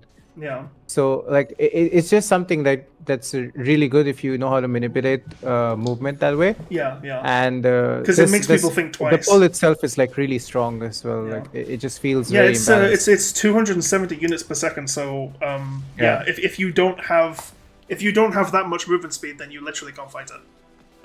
So yeah, and if you do have that much movement speed and you do fight it, it's basically a flat movement speed percentage. It's like you slow, walking which through a doesn't exist. snowstorm. Yeah, it's Like- like walking through a snowstorm. Yeah, exactly. It's really really tough. And also keep in mind if it is slowing you like by pushing you back and stuff while you're moving, it is technically a flat movement speed slow, which is the only one of its kind in the game. Every other slow in the game is percentage based, whereas this one just straight up reduces your movement speed by 270, effectively. Is it Yeah, 270? speed is- Hang on, it's sorry, 250, not 270. 250. My bad. Still quite a lot. Like. Yeah. Keep in mind, Crystal Maiden is biggest thing 280 that base, it's global. right? The Yeah. biggest point about this is that it's global. Global, that Windranger can literally just die, Buy back then and do use it from base. Yeah. Yeah. If she needs to, right? If it changes a fight, then Yeah. it does. But I love this decision making right now to skip the Ags because I don't think the Ags is gonna do anything here. Yeah, I was And thinking. go yeah. for the Nullifier. The Nullifier is like the biggest thing that you need against the Pugna. Immediate break into the stun on the Pugna. Oh, and the silence as Static well. Storm? Manages to get him. The static storm making it so we can't do anything. All of a sudden, Axis silence as well. BKB's TP's out. Is it going to be enough? One more auto from that jug. It didn't hard commit. They should have hard committed on. Jesus. The Night Stalker should have hit more. Yeah, for sure. Would have for got sure. the Axe, I think. For sure. That was close. That was really close. Yeah, again, it's But the pretty... game is thing. game is going into Dire's favor more and more each fight now because the numbers game is starting to play in, and Axe is about a gem now, so that's gonna change a little bit, I think. But they be careful because this gem can go like extremely bad as well if they lose it because they have a Night Stalker in the game and Axe Yeah. has Nyx. Yeah. So it's going to be extremely hard to play with the gem and the enemy. So this is a risk reward play. If it works out, it's really good. If it doesn't, Yeah. then like you're basically hampered your own team now. Yeah. I mean, I like... The thing is in this situation, you have to take risks, right? Yeah, you have to definitely. like you you're, can't you're just already not. at a disadvantage. You're not going to win if you're just going to be playing slow, because they have the numbers game. As I Yeah, said, you They need to just try have- and- They have an extra hero, so they're gonna Yeah. they're gonna get more. Oh, for sure. They're gonna get better fights off, so they have to take pickoffs. Yeah, Pickoffs is they need to- the win of the games. they But what need right now to- Hexy is doing is the proper play, but unfortunately they don't have a stun because Nyx is nowhere near his team right now. So like, and he's pretty much their only stun besides the Axe. So it is what it is, but an attempt was made and it's a good attempt. If in case Dawnbreaker does not TP there, then she dies, Yeah. for and sure. in which it's a good play. Yeah.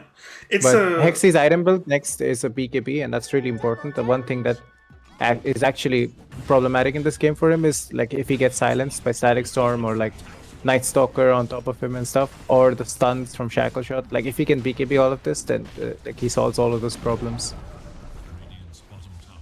Yes, please tell me what you were trying to say. No worries. I think the moment's passed at the moment, but it's all okay regardless. Yeah, I do think you make fantastic points though. Overall, oh, nice BKB TP here from Juggernaut. gonna get out very easily. But yeah, they just need to up their tempo. I think and it's really hard because how do you up your tempo in a situation like this, right? Because you need to start playing fast. You need to start making the enemy team respond. Because if you start playing from behind, or you start playing reactively as opposed to proactively, they'll just walk all over you. But this is where the Aegis, the Roshan pickup was so massive, because they can't fight and they can't do anything until this Aegis is done, right? Like two cores with 2 lives, they just don't have enough. So yeah. I think they're smart to wait this out and just not fight at the moment. But it draws the game out. It draws the game out, and that's better for Dire in the first place anyway. But yes, no, sorry, continue. The best play right now for them is to just try to find the pickoff if they can on Dawnbreaker, because Dawnbreaker is their hero. That it's kind of like the same thing you do with Spectre. You want to go on the Spectre because the Spectre can otherwise just go on any engagement you go on instead. Mm-hmm. So instead of waiting for that to happen, you can just go on her instead and kill her before she gets that global potential. Okay, but this is a really nice blink call. Yeah. It's on to only Wraith King and nobody else, and it actually looks like Axe is taking quite a few hits. Quite a few too many as well, as Axe is forced to buy back in order to continue this. The gem has been picked back up by the Nyx Assassin. Very nice little retrieve. So unfortunately, over there, he called the one person that had Silver Edge already enabled, and immediately got broken.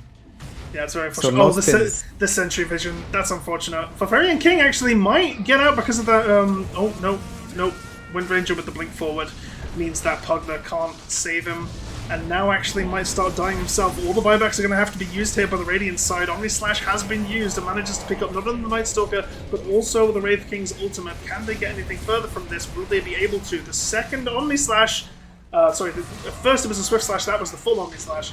Managing to get Dawnbreaker as well, who does not have a buyback. A little bit of target priority here. Disruptor managing to get picked up. The Breakblade is used. Blink forward, really, really nice. The Breakblade is back up in 2. Manages to use it. No Sentry Vision at the moment. Can't chase this Wraith King. Manages to still get... That's 3 for 3, but the buybacks...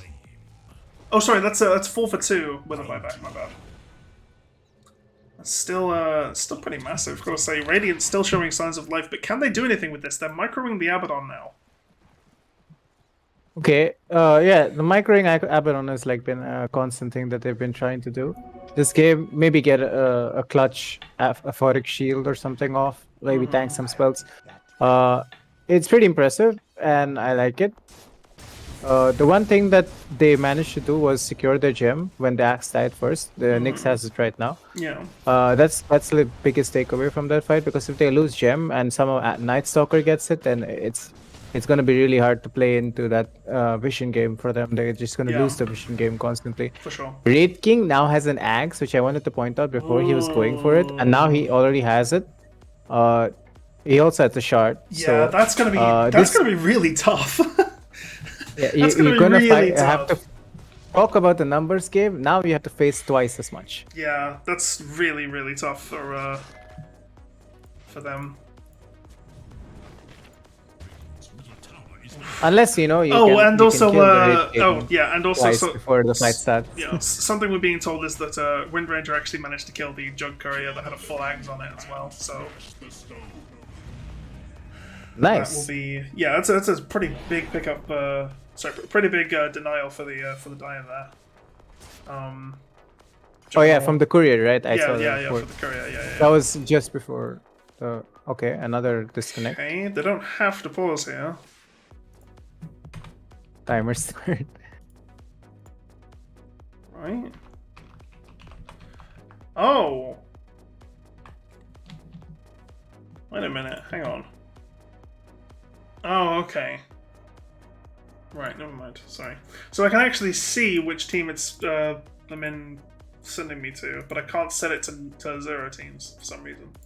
I can't set it to neutral, but if this is red or green, it shows you if you're showing Radiant or Dire perspective up here. So I'll be able to catch it now at least. But it doesn't look like there is an actual button that you can press to change it to neutral. It's unfortunate. Because I just tried pressing a bunch, and that's why that's why the screen kind of flickered about a little bit. It's mostly because you're selected observer. So whatever the observer selects is what you see. So for me, it's like Fogbot themes, and I can then select either one of them. Yeah. But if Okay. you select free, and then you can change it there. So it's Okay, it's so- mostly if hash selects it Okay, to that's be fair. dire or radiant. That's what you're going to see. That's completely fair. That's completely fair. It's definitely an interesting one though. Jug also picked up a halberd in between. Yeah, that's true. It's really good because he wants to limit the Wind Ranger's potential to go in and hit somebody with focus fire. Yeah, yeah. But the problem with that is that Wind Ranger also has a PKP and is most likely going to be using it before. It's kind of okay versus Raid King and Night Stalker as well, so I'll give it a pass, I guess. I would have liked to see it on Axe more, but I believe AC is also really important this game. Hexy's BKB has still not yet come in through, which is kind of worrying me because another fight without BKB would be big problem for them. Because now Axe is also in play, so Wind Ranger can play a lot more dangerously and like still get off a kill even if she dies. Yeah, for sure. Disruptor I quite like it a lot. is also going for his axe, and he has one of the best support neutral items, the Philly, like I like to call it, the Philosopher's Stone. I like it too. Yeah, the Philly. Yes. Yeah, the Philly. I like it. Yeah. I mean, It it's is the better. boon of every. Yeah, it's better. 80 GP. It's better than what I is- used to call it. I used to call it the Gold Rock or Goldstone, Yeah, which is not Philly. anywhere as good. Like I'll be having a normal game of Dota as a support player, and then somewhere around 12 or 14 minutes or so, suddenly, and then Philly pops up, and I'm like, Philly? That's mine. No matter what I'm playing, I don't care about damage. Yeah. No, I totally feel you. That alone is gonna get me like 3 or 4 items, maybe 6 if we go late enough. Yeah, it's a fantastic item. I don't think it'll get you the whole 6, will it? It will eventually. Maybe, yeah. 80 GPM is no joke. If the game goes long enough, technically you are correct. Yeah. It will do it. You are right. I mean, it's gonna give you bonus GPM. This is apart from whatever you do. So like, True. you're essentially a core without actually being a core. So That is true. That is true, actually. So Disruptor right now, like if you look at his farm, he's 35 minutes in. He's got Glimmer. He's got a Ghost Scepter. This is pretty much whatever a support would dream of having, ideally. And now he can go for an Axe, and eventually, I'll tell you that he will actually get this Axe. Yeah, that's true. And that'll be a pretty decent pickup for him, honestly. Yeah, and now that the Raid King has Aghanims, that means that even if they do manage to kill the Disruptor initially, as long as he's next to Raid King, he's gonna get off his spells, which are gonna give him Assist Cold. So Assist Cold would then factor into his GPM as well. Yeah. Give him more money, and the Axe is inevitable at this point. For sure. I agree. There's definitely an element of inevitability to it. Yeah, so for those of you wondering why we're still pausing, even after the stuff is done, this is Dire Side pause time.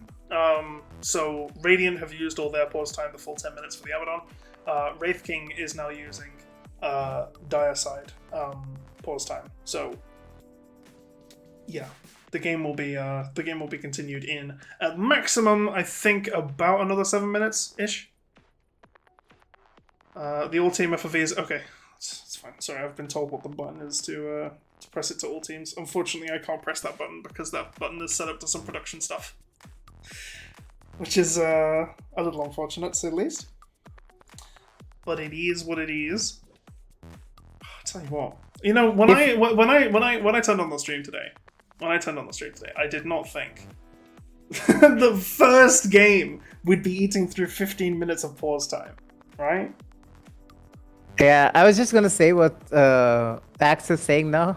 Yeah, want to go 4v4? Yeah, I mean, but that's something. Is definitely a disadvantage to the Dire now because that's their position 1 who just picked up an Aghanims. Yeah, it's a little bit different between the Abaddon, right? Like, yeah, the Abaddon, like, I'm gonna be harsh and say that he's pretty much useless at this point. Yeah, he's basically just a walking hard dispel, and that's it. Yeah, I mean that is if you're great at micromanaging Yeah, in that heat of the battle. Like, yeah. but Raid King is really important Yeah, in the Wraith fights King is because Raid King has hugely been important. farming all this while, Yeah, and Raid King has the break, Raid King has the axe, yeah. has 2 lives, It's yeah, is the position yeah, one. two There's a completely lot of different, factors yeah, basically. completely different ball game on Yeah, both sides. Yeah, I don't think they ever do go 4v4 here. I also don't think that it's, yeah, it's not even something which is worth asking in my mind. if they do manage to get that point of 4v4, I mean, then yeah, I am favoring Radiant more. unless yeah. If I if unless I if I had to, they've been playing as 4v4 the entire game, so obviously they're more used to it, right? The yeah. strategy, the adaptation has already taken place. But unless their players also have got their micromanaging skills, Yeah, I mean, and then yeah. we If, have a if micromanagement battle. yeah, right. But yeah, and then everyone else disconnects, and it's basically a game of StarCraft at that point. that's optimal Dota, right? Because if you're the only if one player is playing on both teams, then no one makes any mistakes, right? Like no one can Unless, be unless it's you. no one can be to yeah, but that's what I mean. Nobody can be to blame for it Yeah. aside from yourself. There's no oh my team is bad because you are the team. Yeah. That's the difference. That, my Do friends, you is want the to difference. discuss the predictions again? I feel like I feel like the predictions that we made originally are slightly less valid, wouldn't you say? I mean, yeah. I said that before. These are both our perspectives and like what we think is like probably gonna happen. But there's definitely changes that I would make if I see something, and I feel like this could be stronger. But we've only seen like half a game at this point. I Yeah. haven't really decided on changing anything yet. Oh, we're back. Oh, we're back. We're back. The game's continuing. Wake up, everyone! Ding, ding, ding, ding, ding. The game's back on. We can start watching again. Oh, Ah, what is that a your one? what a situation. Right. Let's see here. Okay, so So Roshan is probably gonna spawn in about 1.5 minutes. yeah, That's a big thing because if Radiant get it, that's a huge comeback situation there for them. for sure. If Radiant can get 7K this behind and Roshan, a DD rune on Raid King right now. if Radiant can get this Roshan, that's something that's massive. Yeah, for sure.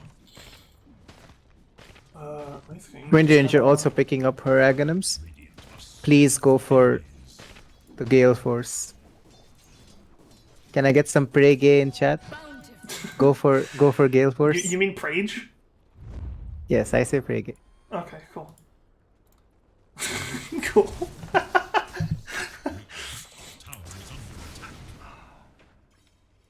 Hexy, you're not supposed to be in stream chat. That's not a good thing. To be in the middle of game in the stream. It's yeah. Not great, but here comes Axe with a massive blink and a massive call. The taunt is there. Not much else can really be done though, unfortunately, as Dawnbreaker comes in and Dire start absolutely sweeping up. There was a nice attempt at a Manta dodge, but it's not going to be there. And now Axe is picked up as well, and I can see why. I can now suddenly see why Hexy was in the stream chat. Spoilers. Yeah. Okay. If it's spoilers, it's a little bit different, but yeah, it's a situation where that was never going to work.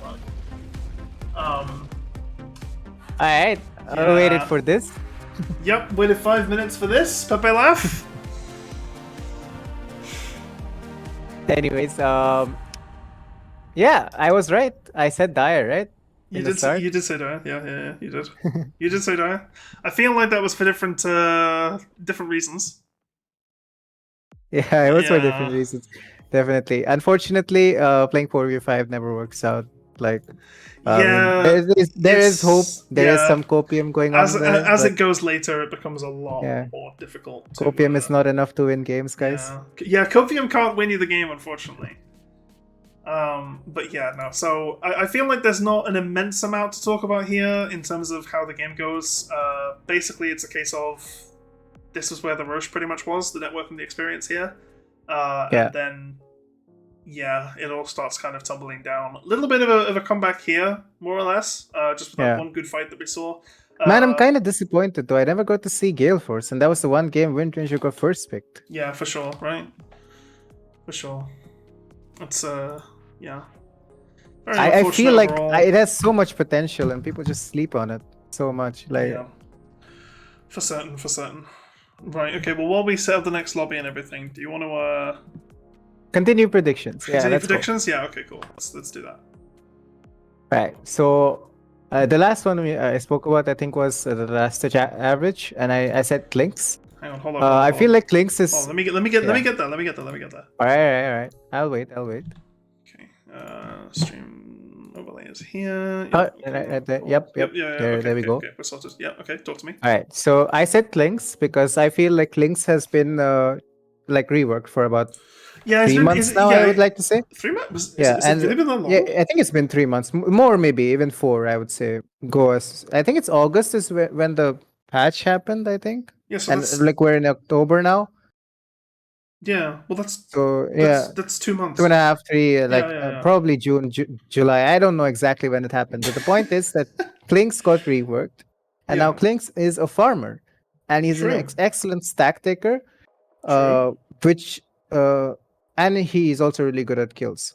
Yeah. So he becomes this really big Giga Chad in like 40 minutes of the game or so, and he has on pro scene games outfarmed carries like Medusa, Naga, even Alchemist at some point.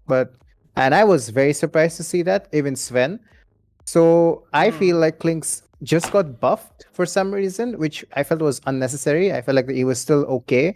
He was overshadowed by other heroes, of course. But this buff might actually be enough to make him a viable 5 games at least played carry where you can get really high last hit average, because I've not seen a game where Clinks is like heavily shut down to an extent where he doesn't have good last hits. Yeah, that's completely fair. That's honestly. my reasoning. Yeah, no, I that's like my your reasoning. I like your reasoning there. I think that's actually quite good. Mine is I also just like Naga. Yeah, mine is just Naga because, like I said before the game, she just has very good ways. She likes to take games long, because the longer it goes, the better she kind of gets up to a point. And she has really good, consistent ways of farming throughout the entire game.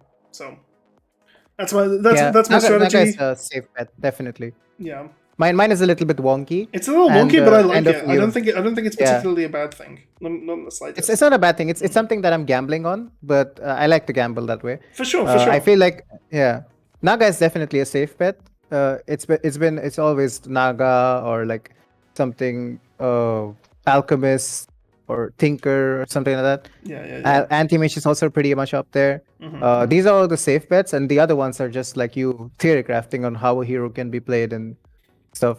Yeah. My next one is highest XPM average with minimum 5 games played. Yeah. So normally I would put Meepo here, but Meepo seems in a very weird spot right now. Meepo sucks. I don't think Meepo is going to get picked in this tournament. So my pick here is Arc Warden, because I feel like Arc Warden is also really up there and gets double XP because of Midas. Because of Midas. Yeah. And I know a player who just spams Arc Warden, like is really experienced at that hero, and he kind of convinced me into this pick.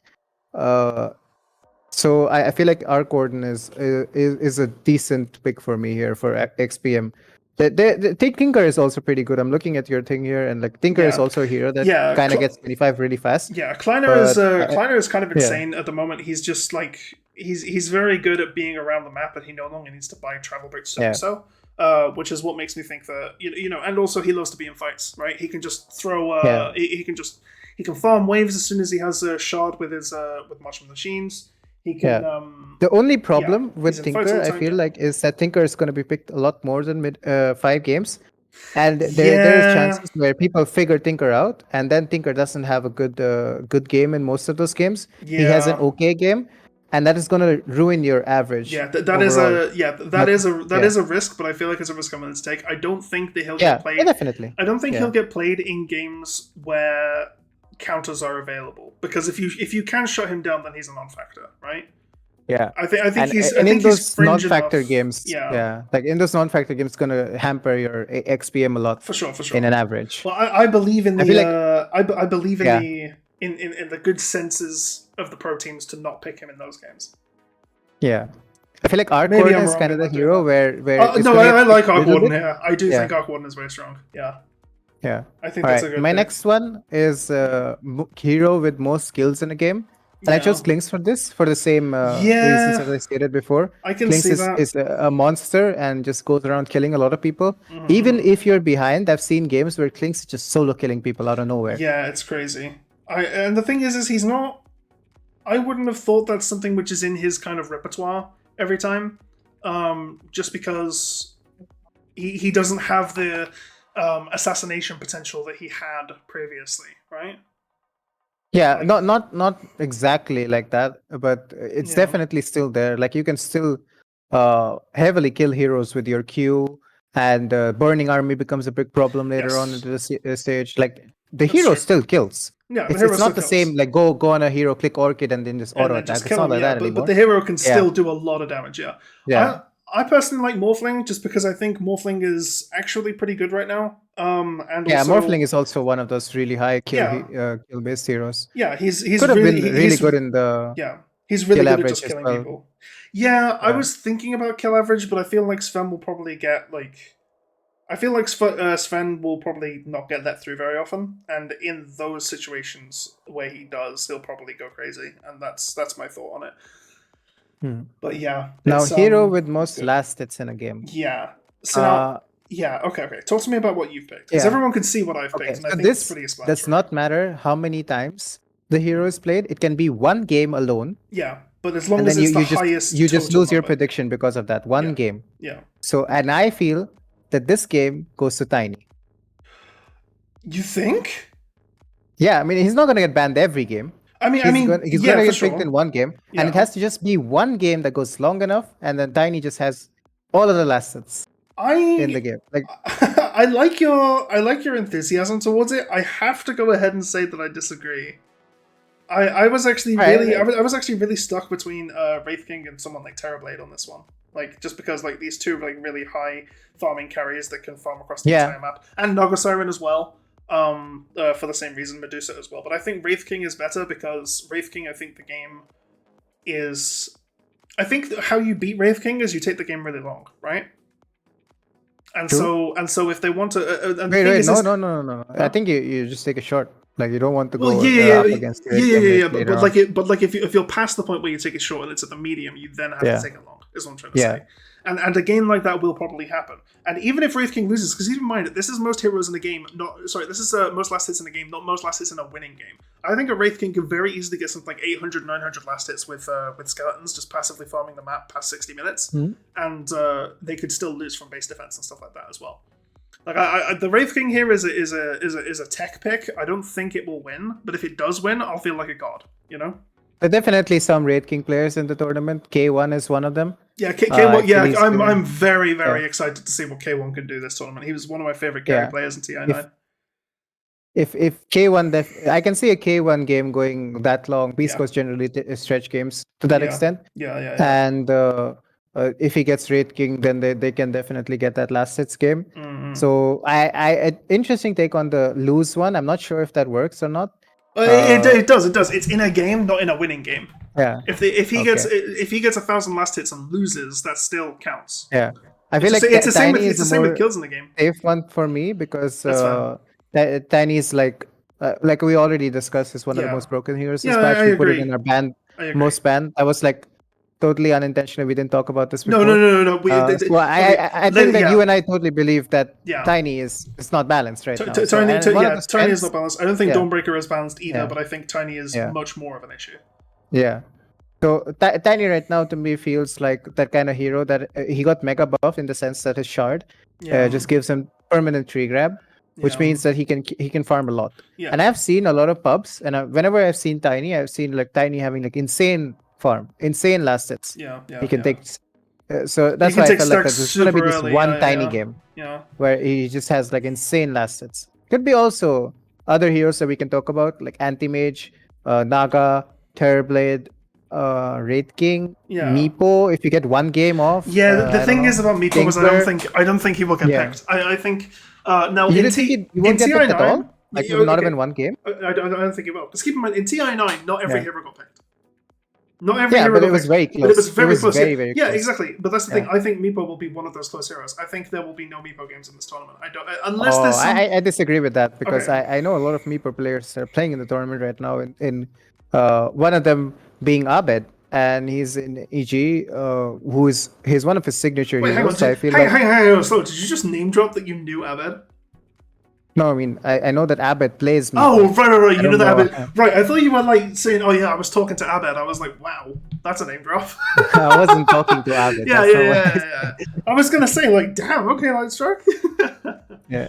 But I know that Abed plays Meepo. It's one of his signature heroes, and I feel Yeah. like some team is going to overlook that, Yeah. and then it's going to look really good when That's true. he I gets a suppose great that. Meepo.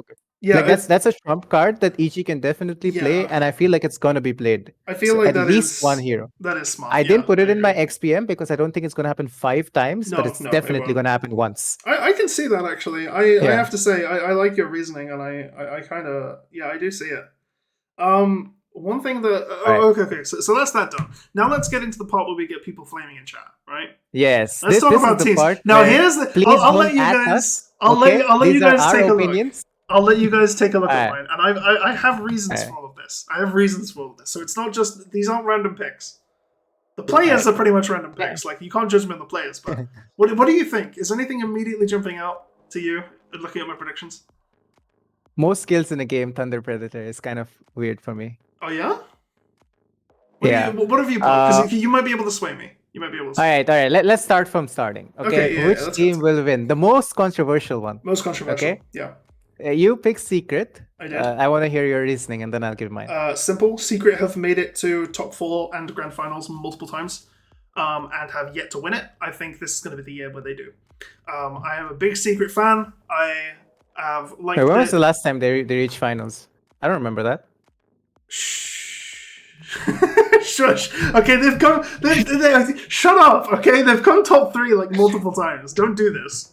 They reached lower bracket finals. Yeah. Lower bracket. Shut up. Stop talking about Secret's win rate. Stop talking about Secret's win rate. I'll give you a fact. I give you a fact that's really good for Secret right now. Yeah. Every year that Secret has been eliminated, it has been with the Kuroki stack. The liquid, Exactly, Enigma, whatever you want to call it. Yeah. And this year, there is no Kuroki stack. Yeah, Kuroki stack doesn't exist. So this which is might what be makes the me year. think. Yeah, this is what makes me think it'll be fine. If there's no Kuroki stack, if there's no Enigma, if there's no old liquid, then I feel like this will be this will be okay for Secret. And I think Fair Secret. enough. I think Secret I'm a deserve big it. Zai I fan. want. Yeah, I'm I a love big Zai Zai. fan. I really want. I love Puppy. I really want him to get. I think Puppy is sick. I really like him. I love Puppy as well. Monkala. I think he's funny.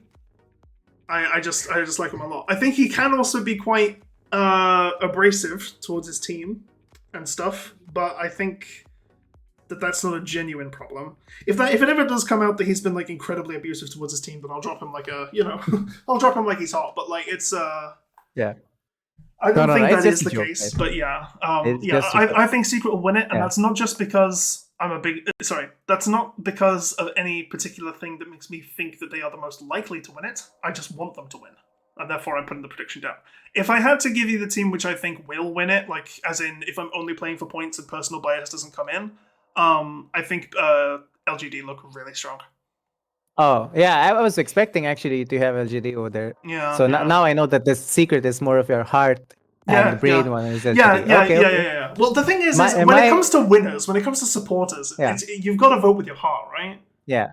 If I'm voting for my heart here, I don't think I'm doing my analyst duty properly. Yeah. But if I would vote for my heart, if I'm voting for my heart, I think Alliance should win. I feel like the year has been kind of harsh on them. And I feel like the biggest storyline for me would be them coming back, silencing the haters, getting their due respect. So I would love to see Alliance win. But if I would go from like stats and analytic point of views and stuff, then I think EG is gonna win. Yeah, okay, I respect that. I like that. I like that. I want Alliance to win, but I don't think they will.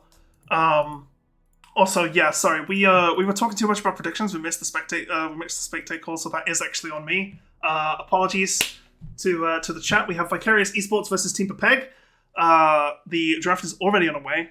We have 4 bans in on both sides. Bans are Puck, Silencer, Faceless Void, Dro, Void Spirit, Wind Ranger, Pangolea, and Luna. The first 2 picks have been locked in for both teams as well. Jakiro and Nyx Assassin on Vicarious Esports, and Team Pepeg have locked in Night Stalker and Dawnbreaker. 2 cores in the opening 2 picks versus the 2 supports of Vicarious Esports. What do you think about that choice, Lightstruck?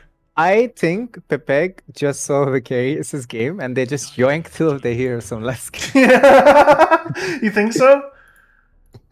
You see the entire combo there. Like, it was Night Stalker, Dawnbreaker in the bottom lane, and Pepeg just was like, mine now, deal with it.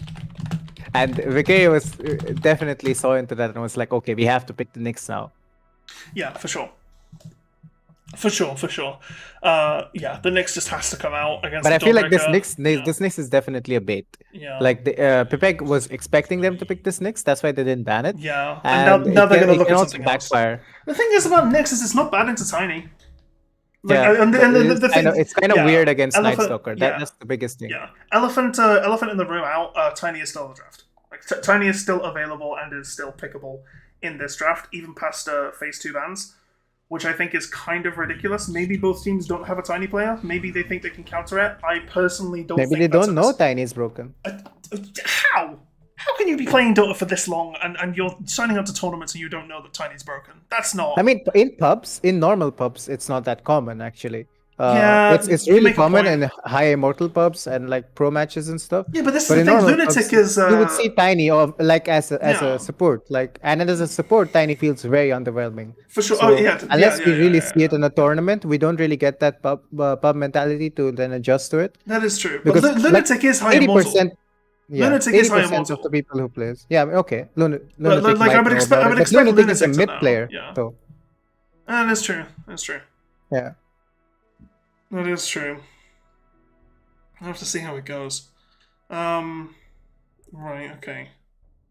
The Nyx is pretty decent. I like this. Treant Protector. Not sure Treant how Protector I is one of these heroes that got a huge buff before. Yeah. 1 or 2 patches ago. Mm-hmm. He got some number changes as well. I feel like this hero is quite strong. Yeah. But it's situational, definitely. You can see a lot of this played in TI. I feel like No-Tail is a good Treant player. Yeah, FNG is a really good Treant player. Yeah. And there's a lot more. Then that's the classic one. Lena, yeah. I mentioned this in my predictions as well. I believe Lena is just has constantly been buffed. I don't know why she's keep getting him buff, but I feel like Lena has been broken for about months now. It's because she's the janitor's waifu, obviously. Yeah, she's definitely Ice Frog's favorite hero or something. I don't know. Right? It's gotta be. He keeps nerfing support Lena, which is not played at all, and buffs mid Lena more and more. Yeah.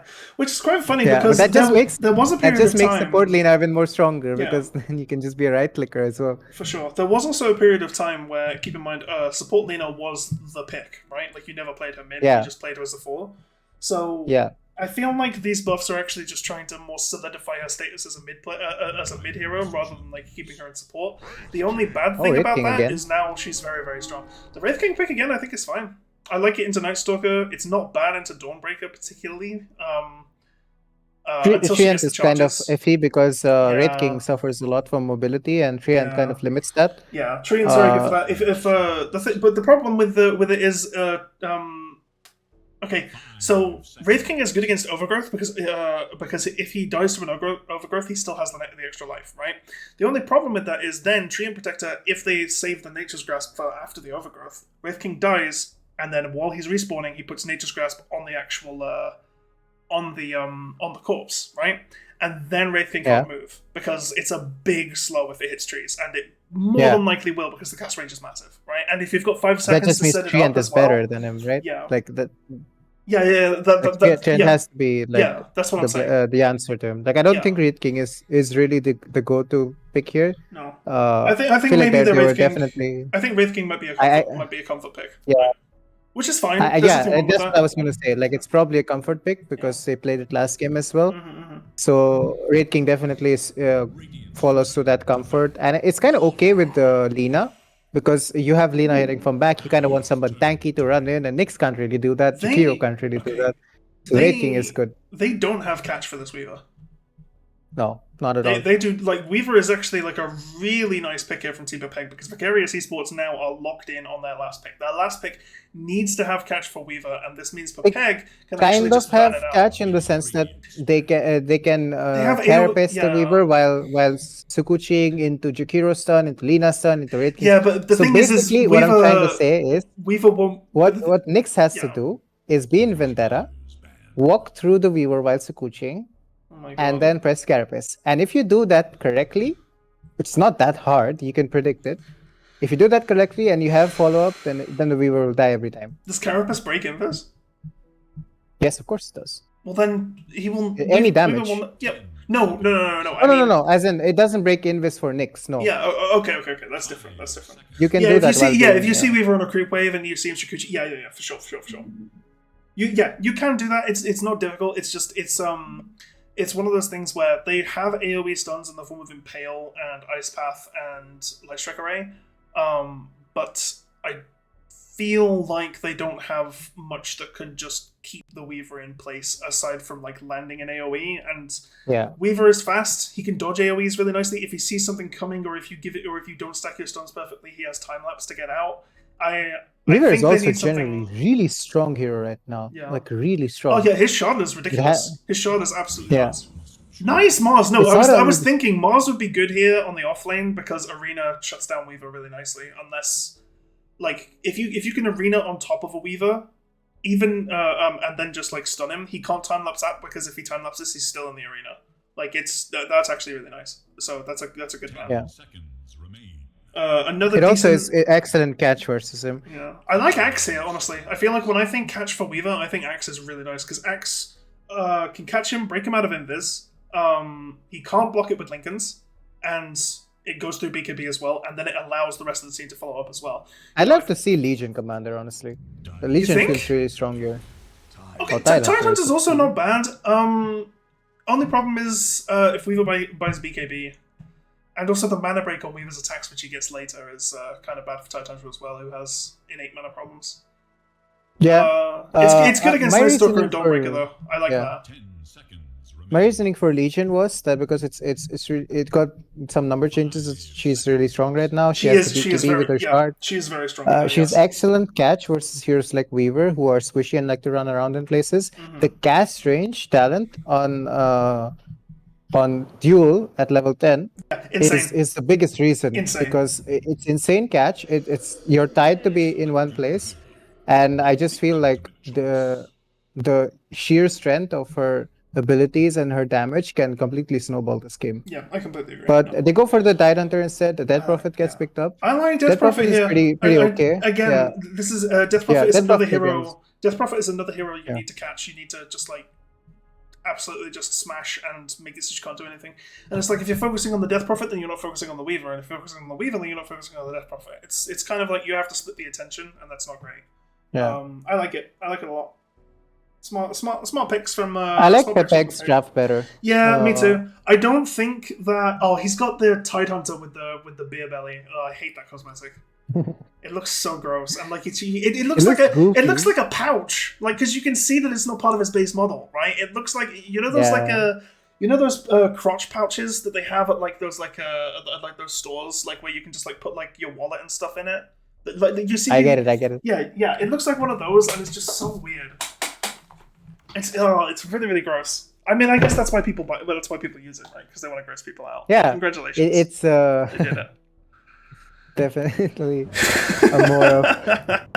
Oh, you see it more now. Yeah, right. You can see where it meets the base model, though. It's not great. Yeah. I don't like it. There's if you really want to nitpick, then you can also see Tide Hunter's actual face underneath. Yeah, underneath the yeah. You can. It's You don't see it in game, like because of like Yeah. Titans. Like Obviously, yeah, because it's top yeah. head. Yeah, you don't see it in game, but like when you're viewing the model, if you view it at the right angle, you can actually see the disconnect between the mask or between the tentacle face and his actual base model. Guys. Thanks a lot. So yeah. Yeah. You can also see it like when you click on the hero. Oh, there we go. The voice Yeah, lines have the started. iffy laugh. Yeah, let's just give him a moment to spam these. Crikey, that was a beaut. Okay, do we think we're good? Do you think we're safe? Okay, Yeah. Okay, we can talk. But yeah, Wraith King starting with a magic wand. Sorry, with a magic stick, not magic wand. That would be insane. Is this Oh, immediate hang on. sentry, the stun. nice? The deny on the array. ward as well. Whew, very nice. Very nice. 30 seconds. Weaver, Counting. yet to skill. Easiest money of my life. Okay, now they all spam it. I think if you deny your own ward, you should get the money for it. No, that would be too good. That'd be way too good, I think. But you do get it for the towers. So True, but like, there's only a few. There's only like 10 towers in the game, right? I mean, there's also for racks. No, and 11 stuff. You do towers, get yeah. it for that as well. Yeah, but like, yeah, okay, either way. That's 2 runes on Radiant, 1 on Dire. Oh, wait, hang first on, no, blood. have I missed that? That's 2 on Lena, okay, Lena okay, got a that's good stun yeah, in. that's 2 each and a first blood. That's quite nice. Lena getting first blood on the mid as well is like actually kind of insane because it means she gets her items a lot faster. She actually went for not going for the bottle rush, instead going for an talisman before. Yeah, Because of that gold that just came in from the first blood. yeah, for sure, for sure. It's kind of nice because Dead That's Prophet good. is an int hero Yeah. who will also go non-talisman, Yeah, so it it's nice gives to have a- a damage advantage. Yeah, and it gives them more stats as well. Like it's not just damage; it's also Yeah. attack speed. It's also strength. So it's in a minor way, it's regen. It's these small, tiny little differences that can really add up. So I like. Lena is really on point with these sentries. She's Yeah. got 2 wards now, like Very nice stuff. the first one being her own one, and Yeah, and now she's got the now other one immediately too. getting the one. Yeah, Yeah, that's nice stuff. Honestly, even if Death Prophet is winning the trades, which she will, she has 1 level on her therefore Spirit Siphon, right? oh, this sneaky sentry ward on the bottom side.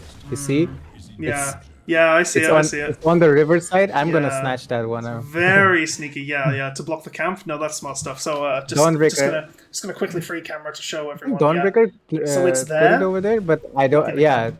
Oh wait, no. It's not Dawnbreakers. It's Radiance, and Dawnbreaker can't find it. She's trying her best. She's not used to Sentry, but she knows. I'm gonna be very surprised if she finds it. Yeah, I don't think she will. I mean, if she does, then that's like insane. Like maybe she sentries and then doesn't see it, and then like she's walking through the river to the river at some point and then gets it. But like, yeah. Well, in comes Leon Scott, not able to do anything though. Dawnbreaker playing very. Oh, But it nice is stun. kind- Spirit Siphon already off though. Okay, yeah, never mind. It's kind of weird to have the Sentry box be outside, Be outside like, the on camp. low Yeah, ground. yeah. Yeah. It's So probably. she put it in yeah. the center, and now she checks.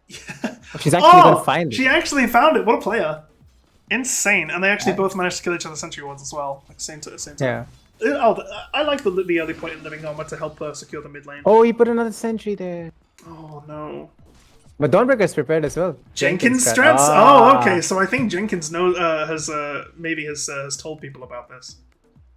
That's Yeah, quite so funny. basically, I Who? think what Jenkins strat is, Yeah, the who's Sentry- do you know who Jenkins is? Yeah, I know. Oh, you He's do. from Oh, Rhode Island. I've never heard of him before. He's the guy who has like a little bit of green hair in this. Yeah. Oh, that's quite funny. I do Plays like. Fudge a lot. Yeah, that's the one. I do like the other point in living armor, just like being used on the mid lane, like just to make sure the regen is there from Dream Protector. I see a lot of Dream Protectors that just don't level living armor in lane and will instead go for Nature's Grasp and Leech Seed instead. But I like it here. I think winning this mid lane against Lunatic is super important, and helping the regen with Death Prophet is very nice. Support player in me. Yeah. I like seeing good support players. Okay, don't flame. I'm not flaming. I'm a support player myself, and I love to Yeah. see some good support plays. Exactly.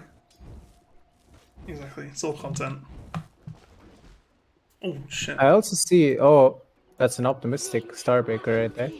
You think? Yeah. Right, Also the double null is Weaver. coming out on Dead Prophet now. Nyx also yoinks one of the runes from the Lina. Do you think? Okay. So Oh, Effie. he didn't yoink it. So, Wait, so- what? oh, It wait, is. hang on. It is yoinked. It's just weirding out on my cam, I guess. Okay, cool. Yeah, Effie, yes. Yeah. What? Do you think Effie will get tired of her own laugh? You know, do you think Effie's kind of like screwed herself here in the sense of like, because she plays Dota, right? So what if she gets into Dota and everyone's just spamming her laugh, and then she's like, she can't laugh at things anymore because she just remembers the voice line. I don't want to go too much into detail, but I feel like Effie would yes get tired of it. I feel like it's not only limited to Effie. I think that's just something that for a sure. lot of people. A lot of people would do. Yeah. Yeah, I would get. you mentioned me having a voice line inside. Yeah. If people spam that against me, I'm gonna mold. Yeah, I would. I would. Yeah, if I had a voice line and people saw it was me and they spammed my voice line against me, I would tilt so hard. I would so tilt. Especially when they use it in a wrong way. Like yeah, you right. know, Like that's not how you're that's not supposed the to use moment it. to do it. Yeah, for Exactly. sure. Oh, nice ice path to That's save. more tilting. That's nice. Oh, under stun as well. Yeah, get off me. Get out of my face. Might actually be able to turn around. Okay, crits the Night Stalker instead. Here comes Death Prophet. Oh, actually managing to pick up the Courier, the courier. Exorcism No used. They worries. really want this Jakiro. I don't think they actually can they kill the Red King as well here. Exorcism is going to pump out a lot of damage across the he's entire dead. team. Yeah, there's TP Jakiro. coming Here in. comes the Who TP. is I it? think it's Nyx Assassin. It is. I was able to see the orange color because I have really good vision. There's a lot of damage from this Exorcism coming out, but it might not be enough to actually. Oh no, it is. Wow, that actually killed Okay, very good. fast. And Nyx It's Assassin over. as well. What the? This Death Prophet is absolutely just destroying. And Night Stalker gets out on like no health as well. What? I'll tell you what that was. That was the Halloween buff. It's Halloween ghost buff. time now. Yeah, it's spooky month. That means Death Prophet is a better hero. TP straight back to mid like nothing even happened. Lina actually getting some big damage on this tower though. Oh, I like this mini game where we 6 like. minute mid tower from Lina. That's pretty nice. I like that a lot. I like this mini game where we have to like boost that TP. You know? It's Pikachu. Oh, hang on. Okay, yeah, defensive ravage. Defensive ravage. Yeah, that's fine. That's fine. Oh, Lunatic is looking for the Sluguna. Oh! You were too close. You were too close. You made the mistake of existing, and therefore you were punished for it by being shot in the face by a gun. That would have been a good voice line to have Shiva Ravage over there. Yeah, right. That Laguna was really nice. Just TP in, immediately hit Laguna. There's something hilariously funny about that. You know, it's like Dagon 5. You just press the button and they die, and it's just funny. And this is why, ladies and gentlemen, she is my pick for most skills ever. Yeah, it's true. I mean, you just do it, right? You just do it. Do you want to know what I don't like about the Shiva Ravage voice line? It sounds like it sounds like she's It's yelling. a bad thing, right? Yeah, I know. No, it's not even that. It's not even that. She sounds Yeah. like she's yelling it in a crowd. You know what I mean? Like so like there's a crowd of people watching a Dota game. She sees something, and then she's the only person in the crowd who just goes Shiva Ravage. You know, like that. It's kind of awkward. Okay. You know what I mean?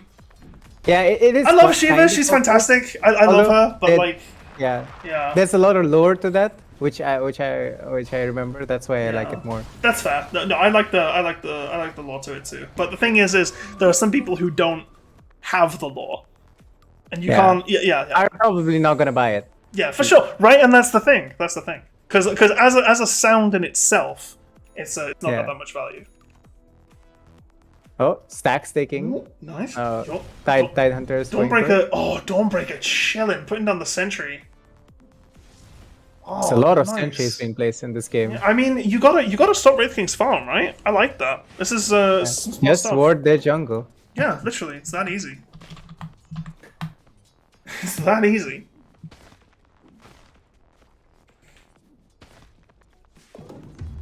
arcane ring. That'll be nice. Yo, Yeah, Night Stalker's got Lina quite a was few just- levels on him, you know. Level 7. He can actually. Oh, he doesn't have ult yet, but. But this is definitely Oh, a that's kill. a dead That's- Jakiro, yeah. It's a dead dragon. Even with the, he even went for the very early defensive raindrops option against the Dawnbreaker. But yeah, that's rough. the Oh, the Jakiro? tips, Yeah, the BM tips. Okay, all right, all right. Thank you, it's been said in chat, though. That's fair. I mean, ow. That's At least Jakiro is taking it well. Can we talk about Free Frankie level? Ward, first Dota event as TI host? Yeah, for sure. I don't know too much about Frankie. I just know that I think Purge was playing a lot with Frankie and stuff. I saw a lot of like. I YouTube videos. I saw a couple of streams on Frankie when she was playing. She's quite new. Yeah, Dota, I know nothing and about Purge her. was coaching. Moxie was playing with her Yeah. sheep stick as well. Yeah, that's fair. So she's Yeah, I know she's been a host yeah. before. It's not only her. Yeah, first yeah. event. It's kind of like Machine, right? Yeah. Like where he's So- he's a host for a I bunch think of different she's more stuff. famous in the CS:GO scene. Yeah, if I'm yeah, not yeah. mistaken. See, I don't know her. So- She seems kind of nice, but like I don't know much about her. I'm excited to see more from her during TI, and I will have a much better opinion. I'm sure I'll have Also, a much more. this is formed not the opinion. first time that we had these cross game Yeah. hosts come in. Well, it's Like good, you know. Day9, Yeah, Gene, Day9. Rich, all have been amazing. Oh, And dude, I'm very upset that Rich wasn't in this TI. I love Rich. I think Yeah. he's great. That was a yeah, that was so, a that was a really nice I'll goal. be Rich was great. like I'm looking forward to see what. Do you remember Frankie Rich? brings Do you to the remember Rich table. just randomly did a split in TI9? Do you remember that? Do you remember Casey's split? yeah, Casey? yeah, I do. I do remember. Yeah. Can't forget that one. Can't forget that one. God, that's funny. Oh. I'm so excited for TI. Sorry, I know we're supposed to be focused on this game and everything, but goodness me, TI season is like it's like Christmas for me, except I'm actually excited about it. Because Everybody's excited about TI. yeah. Like, yeah, it's so close right Yeah. now that It's all I can think about it's is yeah. 5 days away. It is 5 Yeah. days away. And by the end of this day, it's gonna be 4. It's going to be 4 days away shortly, yeah. Oh, should just CSGO mostly host an interview. Right, got it. Understood. Yeah. Gosh, got me matched up. Right? Jakiro This is- seeing the it's death quite rocket nice. They there. need a follow-up here for the Might be Nyx a kill. Assassin. Nyx Assassin coming in.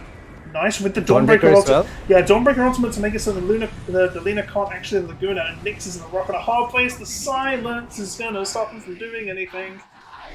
Managed to Carapace can rotate. come out in Oh, time to cancel the Dawnbreakers. Yeah, they've rotated like 5 heroes for that. Like they need to. I feel like they need to get more than 1 kill. If they can get this Wraith King, yeah, that's his ult. He's definitely It's an amazing dead. rotation. He's definitely dead through ult, right? Nature's Grasp, just a little bit too slow. Oh my goodness, no way he gets out. Oh my god, he gets out! No way! A little bit slow on the Nature's Grasp, I feel. When comes Deceased, doesn't have mana for the Ravage. Oh, the Silence Tumbler's popped out. toy. Oh, nice Ravage. stuff there. Ravage is used. Baits out the silence from the Night Stalker by running up and just like, oh, very nice. Exorcism is used by Silence? Daya though. Not the most fantastic place to use it though, because I feel like she's not actually doing that much damage. She might get Tidehunter. The spooky She does ghost. get Tidehunter. Not sure what else it can do though. Weaver stunned. These mangoes are mangoes we need being in- chugged. Absolutely chugged. Lena's a little bit close. There's a stun. That's a stun. This is But what an Death Prophet is extended left fight! building. What an extended fight! Is that a kill? Way much It is a extended. Oh, kill. the silence is coming back now. Burns, doesn't Very nice stuff from Lena, picking up a kill there. Managed to get Night Stalker. Sheesh. Is that your voice line? What? What? Sheesh. Yeah, that's my voice line, right? Yeah. I'm sorry, but that is also taken twice actually. I'm pretty sure Sheesh has already been. Already been done. Yeah, twice. Twice. two different Okay. teams. Fair enough. 2 different teams. Yeah. Yeah, It's an easy one, right? It's an easy one. yeah. I think Undying and Black and Yellow had it. Yeah. Oh, big Excuse me. W. That's definitely Trell's voice line. That's definitely if Trell ever gets a voice line, that's gonna be it. Big W. No, Trell's voice line is probably just your mum. If they'll allow him There's to no have way it, that he would. Valve approves Yeah, that. no way. But I feel like Trell would like. Yeah, Trell would definitely be. Or Who Asked? Okay, Who Asked is also pretty good. Yeah. Who has this? Who Oh, Asked it's quite is. toxic. Who Asked is. Yeah, Who They Asked might is. not. Who Asked is toxic. I don't think they'd let it in. Yeah. Your mom is also toxic. Yeah, Trell, just stop being so toxic. Yeah. Oh, Cook Me, I'm Done. I agree with that one. Yeah. That one is. Cook that Me, I'm one's Done really is nice. pretty good. Yeah. Yeah. Cook Me, I'm Done doesn't make any Cook Me too. sense. That doesn't make any No, sense. no, no. It definitely helps Trell's lore aspect. Wait, That's what? that's how I know him. What do you The mean? Cook Me, I'm Done. What's Cook Me? Am I missing? You look at the. It's in the Twitch chat right now. Like Yeah? if you see it, that's the emote Trell just done. The cat. Yeah. Let me hear this. That's all he says. Oh, Cook Me. All right. But see, okay. Here's the thing. Why do you say "Cook Me, I'm done"? It doesn't make any sense. Because that's what the cat does. You know, he's in a pan and No. then there's like Yeah, I know, but like if he parsley on him and yeah, stuff. yeah, but if he's done, why do you need to cook him? He's already done. Melody, you're not getting the joke. No, I get the joke. It doesn't make any sense. You can't just doesn't say. have You to. can't just say. It's a meme. You can't just say it's a joke. Like, if the joke doesn't make sense, it's because if he's wait, cook me. Like cook me. I'm done. As in, I'm done with life. So cook. Ah, Yes. okay. That's a little bit better. Okay, never mind. I thought you meant I'm done, as if to say like I'm done, as in I've finished cooking. Like I was saying, Oh my God. the food's been done. You know. Don't pagan me. I was right. Don't do this to me. I hate everyone. Smoke play happening right now. I'm not, Top side. whatever. Nice You talk about the smoke play. I don't want to talk anymore. Oh, he's running away from it though.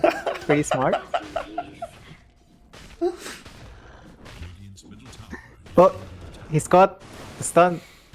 Gush, Ice Path to follow. Beautiful. Dawnbreaker's coming in though, but this time it gets silenced. Am I casting now? Melody, you still here? No, I'm here. I'm just sulking. I wanted to see how you'd do. I thought it would be funny. Sorry. But yeah, no, fantastic stuff there. Really nice. Really nice prevention on the Dawnbreaker ult as well. From the, Was that very nice stuff for me, like my cast, or like? Your cast was also, Okay. it was decent. I mean, I feel like you're a better. You're a Analyst, better yeah. analyst. There we go. You're a better analyst. Yeah. Okay. There we go. Cook shoot. She's done. I'll Trell. Consider this my resignation. I'm done. Oh god, DD. If it's your resignation, is it my promotion? Now I'm like both. Yeah. Trust me, that is not as someone who's fulfilled that role before. That is not a promotion you want. Yeah, That is I know. not I've a done- promotion I've you done want. that before. It's not something I want. It's very boring to cast alone as well. Yeah, it's boring and it's tiresome. Yeah. You just end up repeating yourself. Unfortunately, a I bunch of still have times. to do Yeah. it though, like for Oh, yeah. another tournament. Oh yeah, for sure. Well, I mean, if you need a co-caster for the other tournament, you know, we'll talk about it after stream. Talk It's about it. it's more of an off. Yeah, I'll talk to you about it later. Yeah. All right. Pretty slow plays this game. 6-6, 16 minutes. Relatively Yeah, clean game. It's been mostly Dead Prophet from Dire side and Lina from the other. Like literally almost the same score, 4-0-2 and 4-0-1. Yeah. Okay. Everyone else is just depending on it. This Yeah. might be a decent goal. Yeah, the problem is the dispel, mind, right? Kraken shell. Yeah, he's got max Kraken shell. Like it's just really difficult for him to actually go in or do anything there. The fact that it procs so many times means it's so hard to lock down a Tidehunter nowadays. You just need to burst him immediately, or you just Scoreboard is every bugged? Is that? yeah, it procs more than once, like every damage block instance, like 54 damage or 350 damage. You remove it, then Yeah. 50 again. You remove it. You Is there remove no? it, you remove it. There is an internal cooldown though, right? Yeah, it's a. It's very small. Yeah.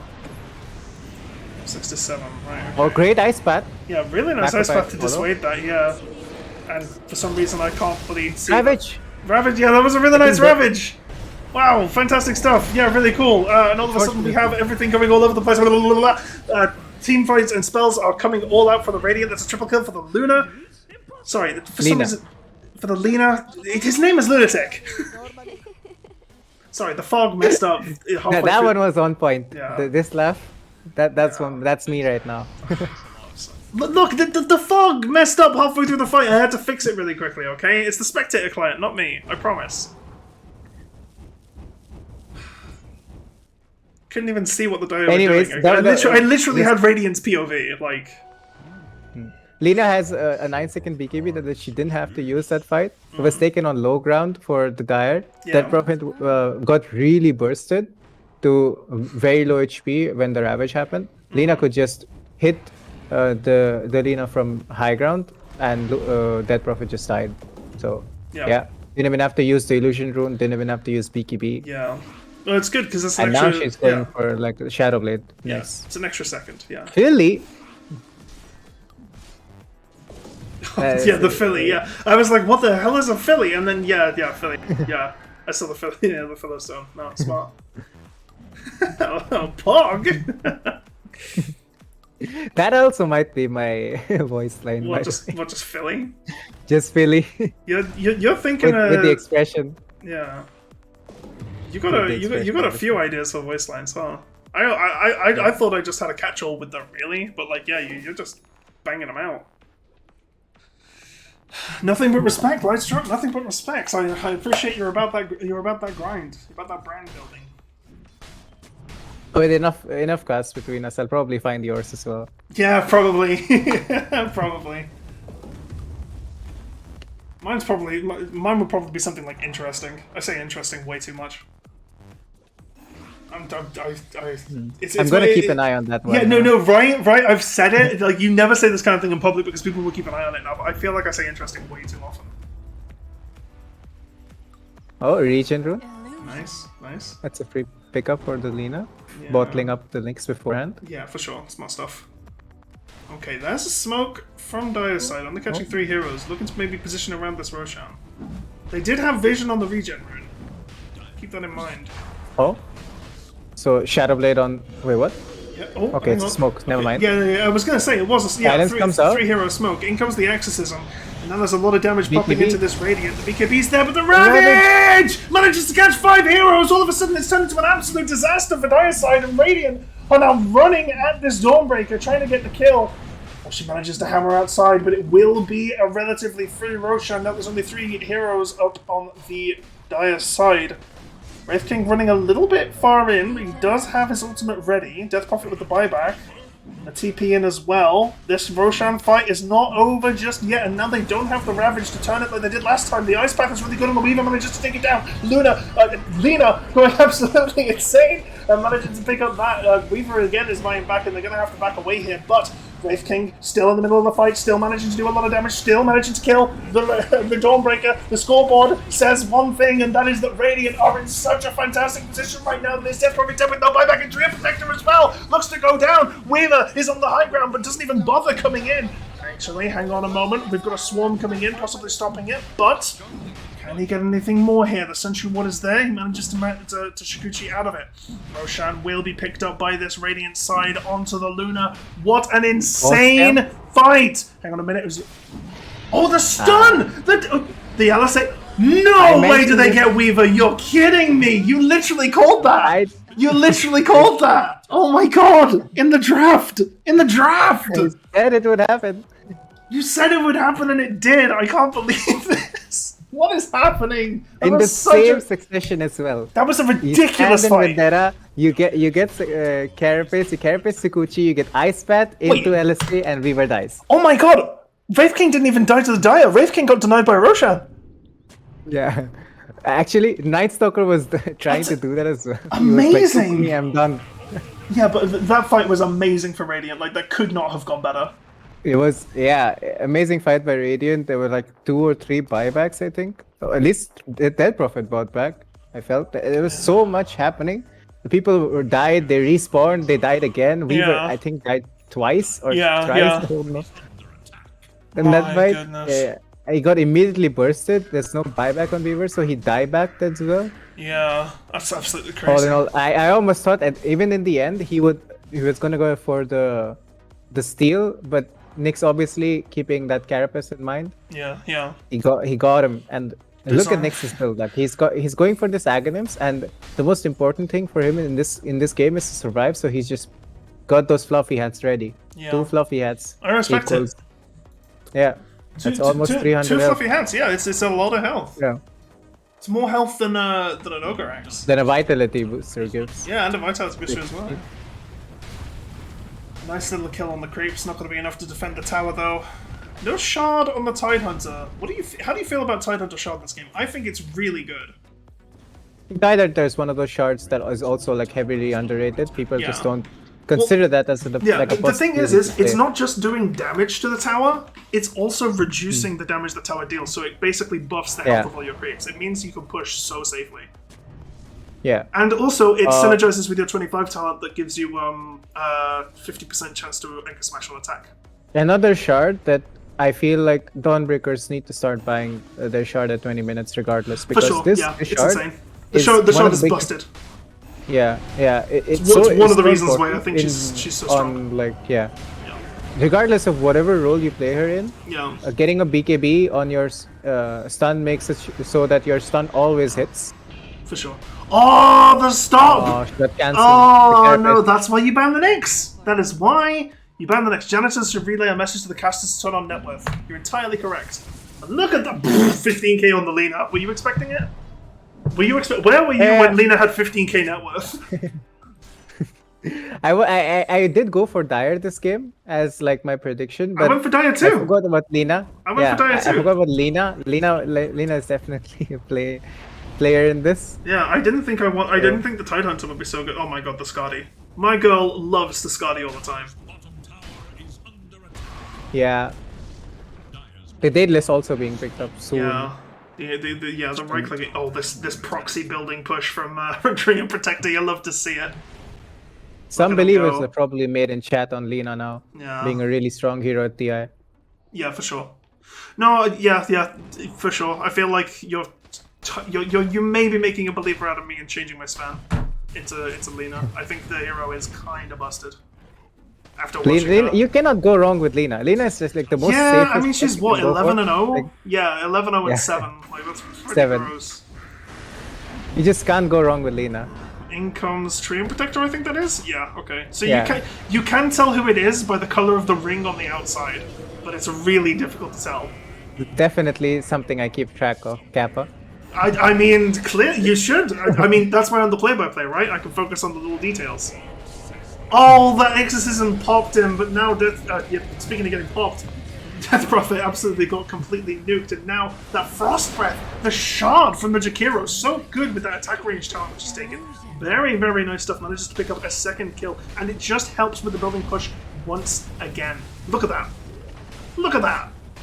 It stuns towers and then does max health magic damage to them. No other hero in the game can do that. You have to buy Meteor Hammer to do that, and this guy gets it for 1400 gold? It's ridiculous. It's gross. Look, they can just take this. They have Jakiro. Yeah. Jakiro is always strong in that regard, though. This just gives him an extra block. Jakiro's actually pushing out the other way, but that's fine. They don't need him for this. Yeah. Oh, Their shards are really good this game, though. Like, they have 2 shards that can do that. Even Tide shards can do that. Okay, this is the thing. I think they can just push mid. I think they can actually high ground the mid here, because they already have the high ground, like, because the Wraith King's up there. There's no exorcism. They know that. Yeah, there's no Exo. The only ult they need to worry about is Overgrowth, and TP's up in 3. So, yeah, maybe they play this. Dawnbreaker ult is something they need to worry about. Not with Nyx, though. If Nyx is there, they don't need to worry about it, because he can just cancel it. I mean, at this point, Dawnbreaker has to keep an eye on that. Yeah, for sure, for sure. Oh, Nyx has Zags now, so it's gonna be even more problematic. He's just gonna sit there. That's gonna be insane. Yeah, it's gonna be really good in the fights. But that can also play into Dawnbreaker, because if she's going on a circle where Nyx is not ready, then okay. Oh, I just want to say, look at this Lena's build at 27 minutes. It's ridiculous. Yep, just dead. Yep, dead. Not even close. Yep, dead. Not even close. Like swatting a fly. Just gone. 13 kills now, 9 assists. Yep. Yeah, look at this build Lena. at 27 minutes. This is the BKB, build. travel boost. She's actually missing one of the items that a lot of people go, which is Silver Edge. Yeah. But the Daedalus build is okay. Talk to me right now. Yeah. Who does she need to break? She doesn't. Like exactly. It's not that's what I'm saying. That's what I'm saying. It's about the mobility and like the for sure. Yeah, for sure. But I don't think she needs. If you have TP boots, do you really need the increased mobility? Right? Yeah. Like I think that'd be better if she had phases. Invisibility is invincibility. Not at this MMR. Not at this MMR. Yeah, it's just an absolute freebie on those on that tower and those wrecks. They're It gonna move gives to the good. top. It's like a look at blink this. dagger, but damage. Yeah. Look at this.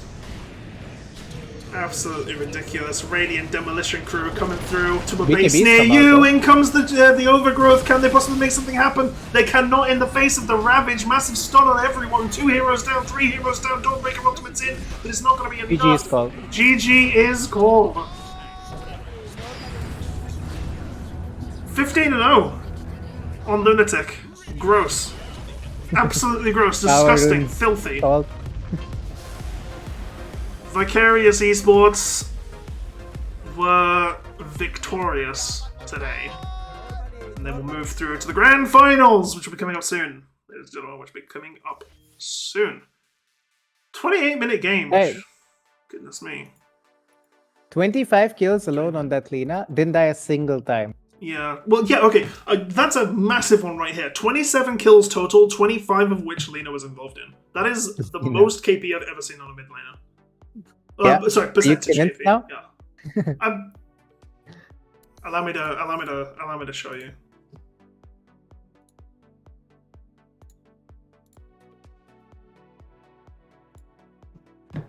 Does that answer your question? Yes. Good. Right, while we're here, where did we get to? We got to which team will win, right? Yeah, we did which team would win, Yeah. and yeah, pretty much. See, yeah, I yeah. said secret. You said your EG. head wants Heart EG. says, yeah, head wants EG, heart wants Alliance. Heart wants Alliance. Okay, I want Alliance to win as well. I want Alliance Yeah. to win as well. If not secret, then Alliance. That's my heart. But like, yeah, I don't think they will. Right. They probably have to change a little bit on sure. like how they've been performing. For sure. But it is doable. Like I feel like they can get at least top 6 if they buck up and like get a good group or something. I don't know. Like I don't want to name everything because it kind of feels like I'm flaming them or something like that, which is not true. Yeah. I really love the team. I've been a huge supporter for years. Yeah. Same. I'm a big Alliance fan. I was really happy when they brought S4 back. I thought that was hilarious. Yeah. But yeah, no, it's good stuff. But I believe in underdog teams, and Yeah. right now Alliance is looking like an underdog team, which is sure. I generally always support. Well, I spoke of- to someone, to one of my friends who's pretty tuned in with pro esports and stuff, and they said to me they think that it is more likely that Quincy Crew wins than Alliance. Okay. Yeah, Quincy Crew is kind of like that for NA. I mean, Alliance for you and NA for Yeah, like Quincy yeah. Crew. It's kind of like that. Yeah. It's the same thing. Like you want to vote for the underdog. You don't want to Yeah. vote for the obvious one, which is EG, right? From NA. Yeah. Secret for EU. The same thing. Like Yeah, your brain says something, your heart says something else. Yeah, So, for sure. like I haven't followed Quincy Crew that much Yeah, to see. I have seen a few games on like the DPC stage. yeah. They looked okay. I didn't see anything like TI winning potential or like nothing that they would get immediately knocked out either. Yeah. So like they're kind of a wild card to me. I don't really know much about them, so that's why I can't really put my finger on how they play or like what is exceptionally good about them. The one thing that I do know about Quincy Crew is that Quinn is a really high ranked player, and I see him play every day. So I do believe that Quinn can be exceptionally good. And maybe his team just plays around him really well, and they can then pick up a lot of upset kills. Like they could be one of the teams that eliminate LGD. I'm just saying it right now. Maybe it's true. I don't think LGD would win. All right. I think that LGD is gonna get figured out. Before we spend too long on each prediction, because that's what we've done previously, Yeah. right? Sorry to cut you off. Team with most kills in the game. I put Team Spirit over here because I feel Okay. like the most kills are probably going to happen in one game, which goes quite long. So it's probably going to go between two teams that have trouble figuring each other out. In which case, I feel Spirit might get the upper edge because they've pulled out upsets before. They've reached really high in the current tournaments. I can't remember which Okay. one it was, but I think they were in the finals with LGD. Okay. And to me, if they can reach that stage against LGD, yes, they got 3-0'd against them, which is not really a surprise to anybody. Yeah. But the surprise to me is that they reached that spot. Yeah. So for if sure. they can reach that spot, that means they've gone through a lot of long games, and in which they ended up winning, which means that they might get more skills in the game. There's a chance. Yeah, So I respect that. that's my reasoning. I respect that, What did honestly. you changed yours as well? Yeah, Okay. I changed mine to Team Spirit. Yeah, previously I was on Thunder Predator, but I wasn't really attached to it. I just thought maybe they had it in them. But yeah, I like your style. I'm willing to agree with you on that. Highest skill average, Right. I just pick Secret because I think Secret have a lot of potential to. Yeah, this is to where go easy. Yeah. I'm not sure at It's all. it's this, on difficult this to one. This could be it's difficult it's to do very- this it- accurately. Yeah. Yeah. You could just have one team stomping noobs. Like you Yeah. can have that happen, Yeah. and then you have the highest skill average, or you could have Yeah. teams that just go really long games, Yeah. and then you can have the highest skill average there, Yeah. or you could have Dota, which Yeah.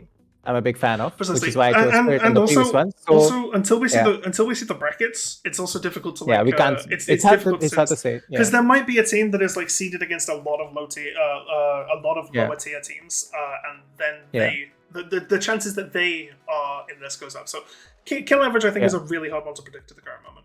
Yeah, so I put Virtus Pro in this That's because fair. of my Dota thing. That's fair. I respect that. And they're the CIS team, they're the champs of the CIS region. Yeah. So and they're quite new. Yeah.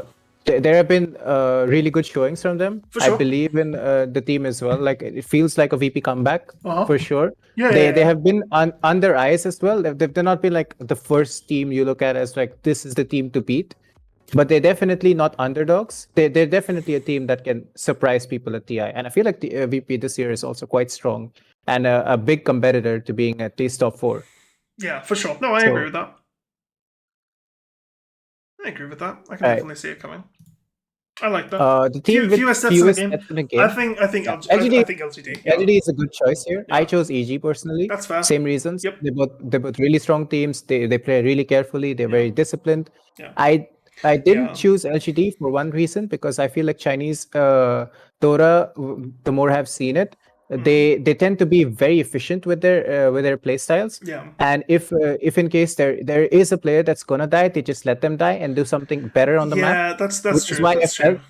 I felt like in that case there's no buddy syndrome coming in. Yeah, and, that's true. Which is a very good way to play the game, but that removes it's not how you them get from fewest stats in a game. I can see that. I personally just think that they play so efficiently that maybe they won't take the risks that lead them to getting into the positions where they could be killed in the first place. It's definitely possible. It can go either way. There's two sides to it. For sure. Team with most assists, I just picked Fnatic. I picked OG for this one. I feel like OG plays a lot of 5-man Dota. That is actually, you make a good point actually. Yeah, they do play, they do roam as 5 like all the time. Yeah, and bringing in Mickey now as well, I feel like Mickey definitely suits their playstyle.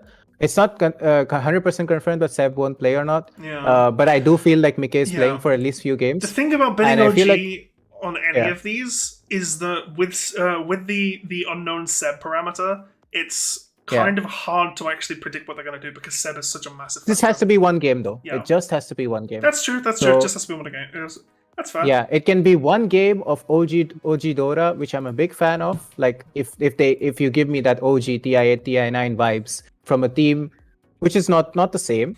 I'm not like completely blindsided by that, but I feel like if they have that flow going, you know, that TI flow that they have, I know which made them win two TIs in a row. Like No-Tail is still there with them, so there's probably some practice going to happen. Sumail is a great player. He's got TI winning experience as well. Thompson is amazing at this. Saksa can play around it. Mickey is probably the newest player to them in terms of TI level. Last time for him wasn't really very. Unfortunately, that was the Gyro Mystic one. But I feel like he's played Horn with No-Tail in the past. So they're buddies from before, and I feel like he's definitely a good addition to the team in the sense of the monkey business play style that they have, which will result in a good assist game, and that's why I put OG there. Yeah, that makes sense. I like the OG there. Yeah, you've convinced me here. I'm not particularly tied to many of the picks that I've put in teams here. Or in players. That's fine. So I feel like, which is why we're here, right? We're here to convince other people and convince. I would love to be convinced as well. Like, yeah, for sure. I'm probably going to make changes as well. Team that wins the longest game, that's got to be LGD. No, I actually disagree with this. You disagree with that? Okay, go for it. I think LGD is a really strong team here. Okay, probably the most favored team, which means that it's going to be a lot of lesser matches where games are very close. True. I feel like LGD is just gonna stomp noobs. Yeah, but the thing is No. about that is LGD are very optimal and very methodical. If they understand Yeah. that the way in which they win is taking a game to 80 minutes, they will do that Yeah. without a second thought. Yeah. And I think that there are situations where that will come up. Yeah, but the situation that happens, even if you go that late, it's probably not going to be the longest game, because the longest game is usually happening between two teams that cannot figure each other out, and you have this time window that you really want to go for each other, but you cannot, because you're limited by, like, what if I go and I might die, sort of thing. Okay. And you have to play around this one particular hero in your game. And I Okay. feel like that hero is going to be Doom, and it's going to be T1 that's going to take the longest game. Wow, that's a very specific. I believe in you. I have watched a lot of T1, and if any SEA frogs can confirm it, I know Cuckoo plays a lot of Doom, and I've seen it many times from even the mid laner in T1 that they play a lot of mid Doom, and I've seen them go very, very late into the game where they play only around Doom, and they have these long games consistently. Yeah. And they're probably going to win that game. It's almost happened every time I watch them play, that they've just won insane games, like comebacks, or like it just looks completely lost, and then suddenly they're just winning off this Doom pick, and it's going really long. And yeah, that's just it. That's why I picked T1. That's fair. No, I respect that. I think that's pretty good. Yeah, I mean, yeah, much better than my reasoning for LGD for sure. Tinder wins the shortest game. OG. This is LGD for me. I disagree. LGD. I completely disagree. I think OG will have a game against like one of the worst teams that have come in. I think OG will absolutely destroy them. They'll be voice lining. They'll be tilting all over the place, and then they'll just GG it at like 17 minutes. With the same argument, I can say LGD would do that as well. That's fair. In that case, in that case, we're both right? Yeah.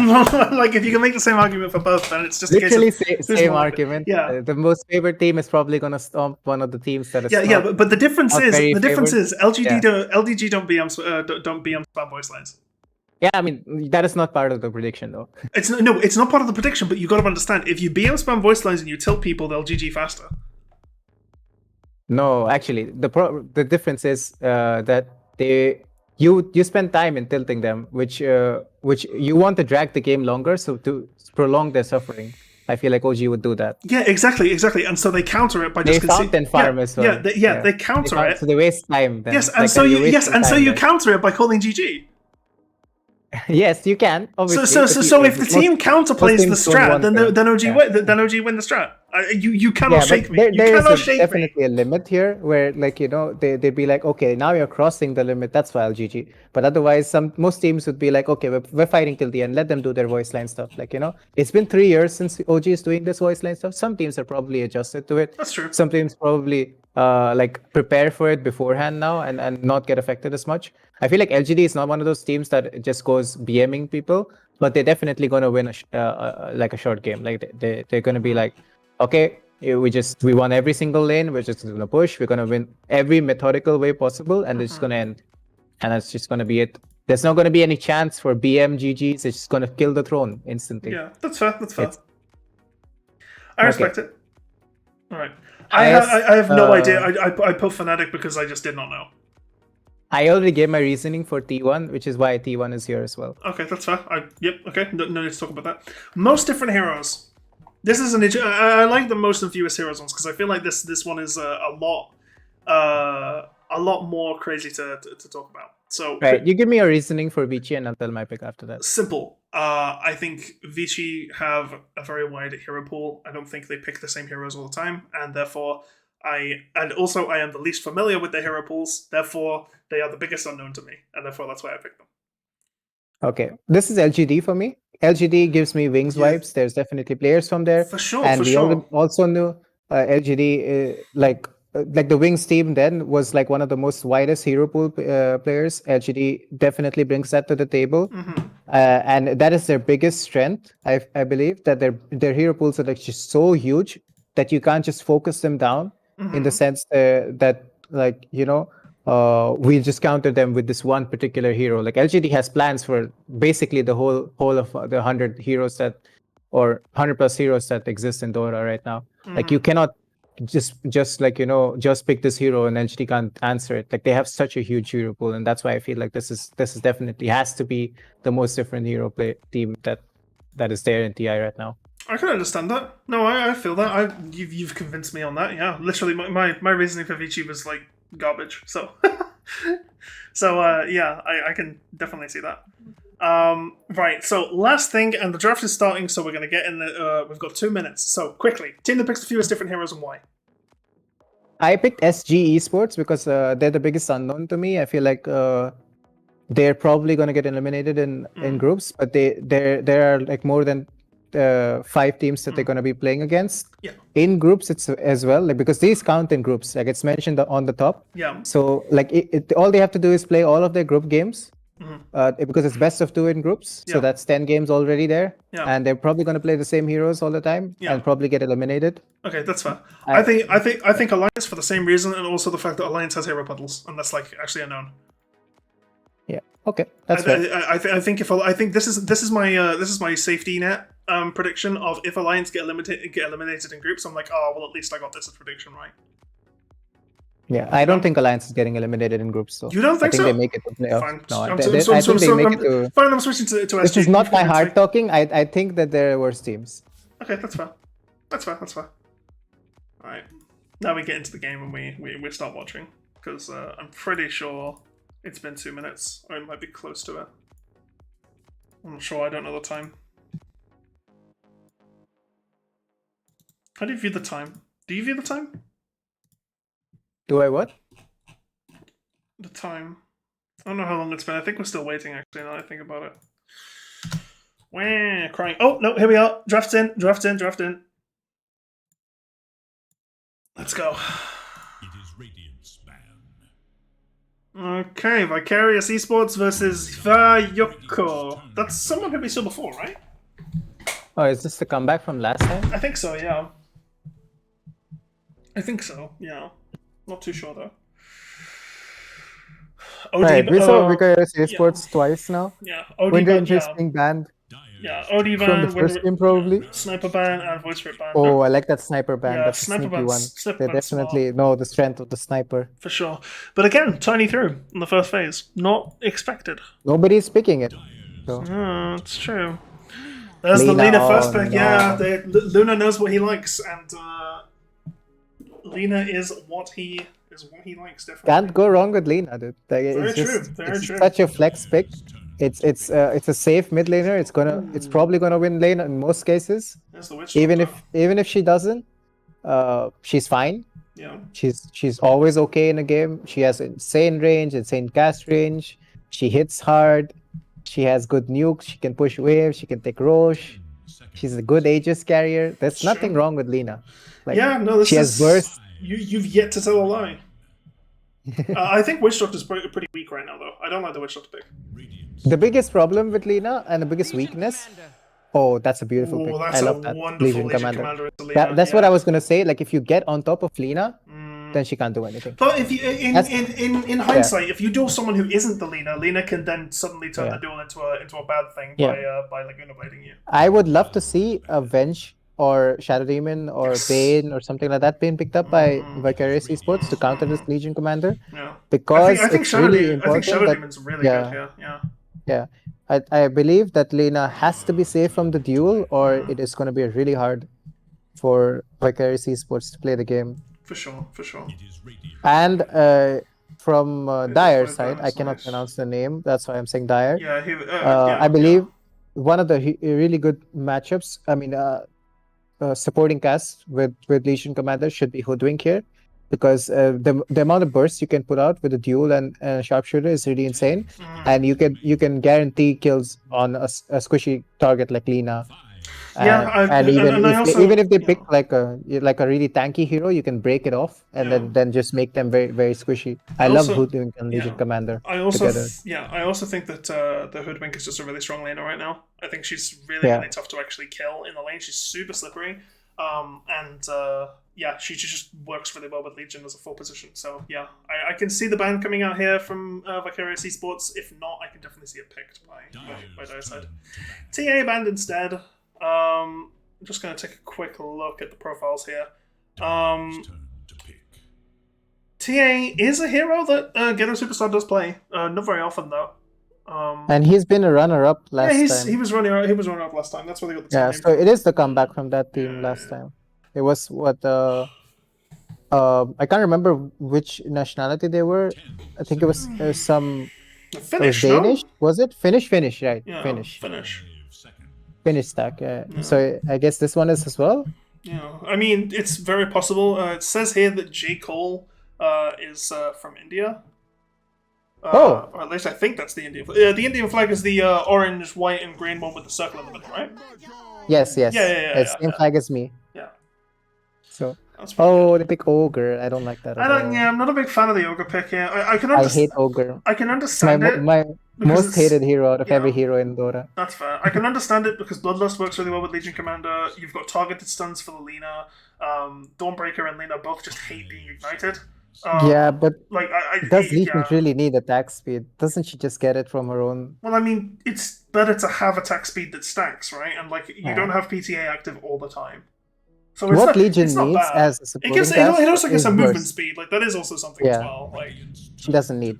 well, Ogre Mage has burst. so- Oh, Oracle, that sucks. That's Yeah. really So good. this is what like Radiant needed. Yeah, Witch It's Doctor safe. hates it. It's Ogre safe hates it. from- Legion hates it. Yeah. Yeah, Oracle is a rough Yeah. one. They basically need to save Lina in this game because Lina is first pick. So Yeah. you're gonna expect them to pick something for Lina, which is a Legion, which is a really good pick, and then they screw it up by picking Ogre. Yeah. I am sorry. This is not the- I like the I like the change. If you pick Ogre in a game I'm casting, you're gonna get it.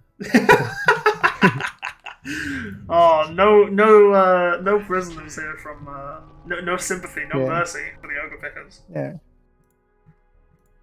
Goodness Raid King gracious. again, they go with the same formula as the past two games. It definitely feels like a comfort. And yeah, it's been working. So like if it's been working, then why change it, right? Mhm. 5 seconds remain. Yeah, for sure. For sure. I like the Wraith King, honestly. I don't They think it's that definitely bad. need. What I was trying to go for without the ogre hate is that they definitely need something to burst in duel, which is they're not thinking about that at all, which has Yeah, me worried okay. because now they have an Phantom- oracle as well. The thing about They Phantom have Lancer, Dawnbreaker. the thing- They basically have two saves when Legion duels somebody. yeah, They don't have a Nyx on the enemy side Light Struck. either, which was also a decent pick. Light Struck. So this Dawn is going to get her ulti off every time Light Struck. on a duel. Yeah. Yeah, We- please say something. Yeah, it's fine. We know. Yeah, we know about we know about the changes there. It's just I wanted to talk about the Phantom Lancer pick here. I think it's a little bit more relevant at the moment. 10 seconds remain. I think they don't have anything to deal with it 5 at all. seconds. I think that, but the problem is I'm also not sure how effective it's going to be into an Oracle or into a Dawnbreaker or into a Lina because they have so much AoE. The thing is they have a lot of AoE damage, but I'm not sure if they have enough AoE lockdown to actually make this PL a problem. What do you think? I feel like PL might become a problem about like 30-40 minutes into the game once he gets the shard and his Octarine and stuff. Mm-hmm. But I feel like they can definitely deal with that. Oh yeah, they Well, did yeah, just they can- literally just pick Leshrac now. Now they can do 100%. Yeah, that. now, yeah, it's not even close. Yeah. No, that was a. But very this good means pick. the Lina is 4. Yeah. Yeah, I mean that's not terrible. Like the thing about picking Lina, Yeah. the thing about picking Lina first is Yeah. that you can also flex it into 4 if a better mid shows up, right? And I do like the Lina on 4 here because they picked the Legion Commander for the Lina, and now the Legion Commander pick. It's still good versus Leshrac as well. It's still good versus it's still Oracle. Legion is yeah. but it's much Legion is better still good. against the Lina. Yeah. You know, They do have a little bit of burst with Witch Doctor though, yeah, which for I sure. forgot to mention. The Maledict and That is the true. Death Ward is definitely okay That is true. in a duel. Yeah. It's not as good as like let's say a Hoodwink or like something else like a Lion, yeah, for sure. but it's okay. It's definitely something you can't BKB off, so that can help. Mm-hmm. The problem is that they don't have anything to answer with the Dawnbreaker just jumping in. For sure. It's gonna cancel Witch Doctor ult if he's in the radius. It's probably gonna save people in duels. Raid King can definitely rotate. Leshak will probably buy a Boots of Travel. So I really like Radiant's draft more now that I look at it. Hoping to see something here that can help Yeah. finish duels faster in the mid lane and Yeah. snowball like that. I want to. Because Yeah. that's something that I definitely think they should consider, because this game is winnable if they get duels in. Like, they want to catch Oracle, they want to catch Leshrac, they want to catch Lina. These kind of targets are really good to catch in duel. And if you don't take advantage of the one thing that you do have, the catch, then you're limiting your team fight a lot. Especially because Ogre and Witch Doctor are not really heroes that will just run in and hit people. Especially in the mid to late game. You definitely need Legion to lift some weight. Ember is Ember pretty works. okay in that Yeah, regard. Ember Yeah. works. It's good. It's Global, good. It's a good little bit against of a global Leshrac. presence there. It's good against Leshrac for sure. Yeah. It is a melee hero versus Leshrac, so it can be a little bit problematic. But Yeah. overall in the game, Ember can definitely help out Legion in duels. Can definitely have that rotational potential when Dawnbreaker eventually comes in, or the Shack TP's in. Ember can also then rotate and make some plays go their way. So there is some hope from Dire this time, but I still am favoring Radiant.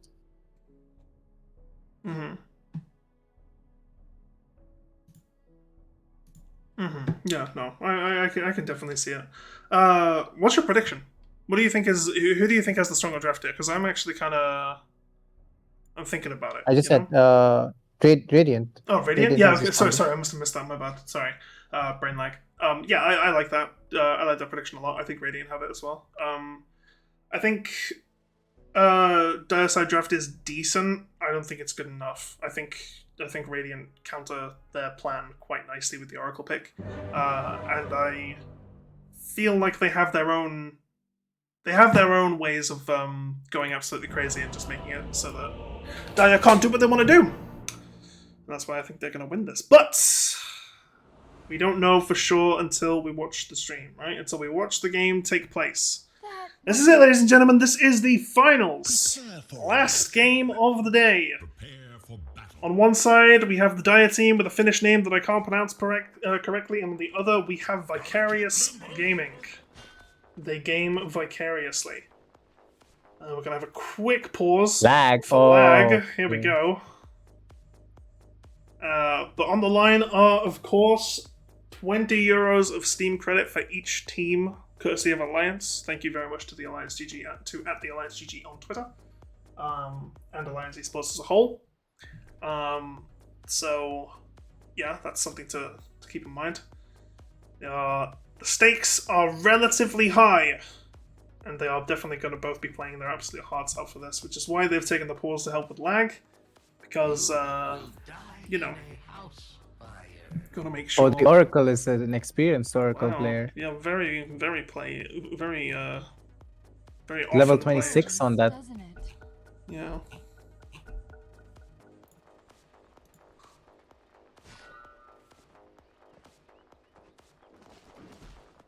What do you think about the new chest that came out? The refurbished one.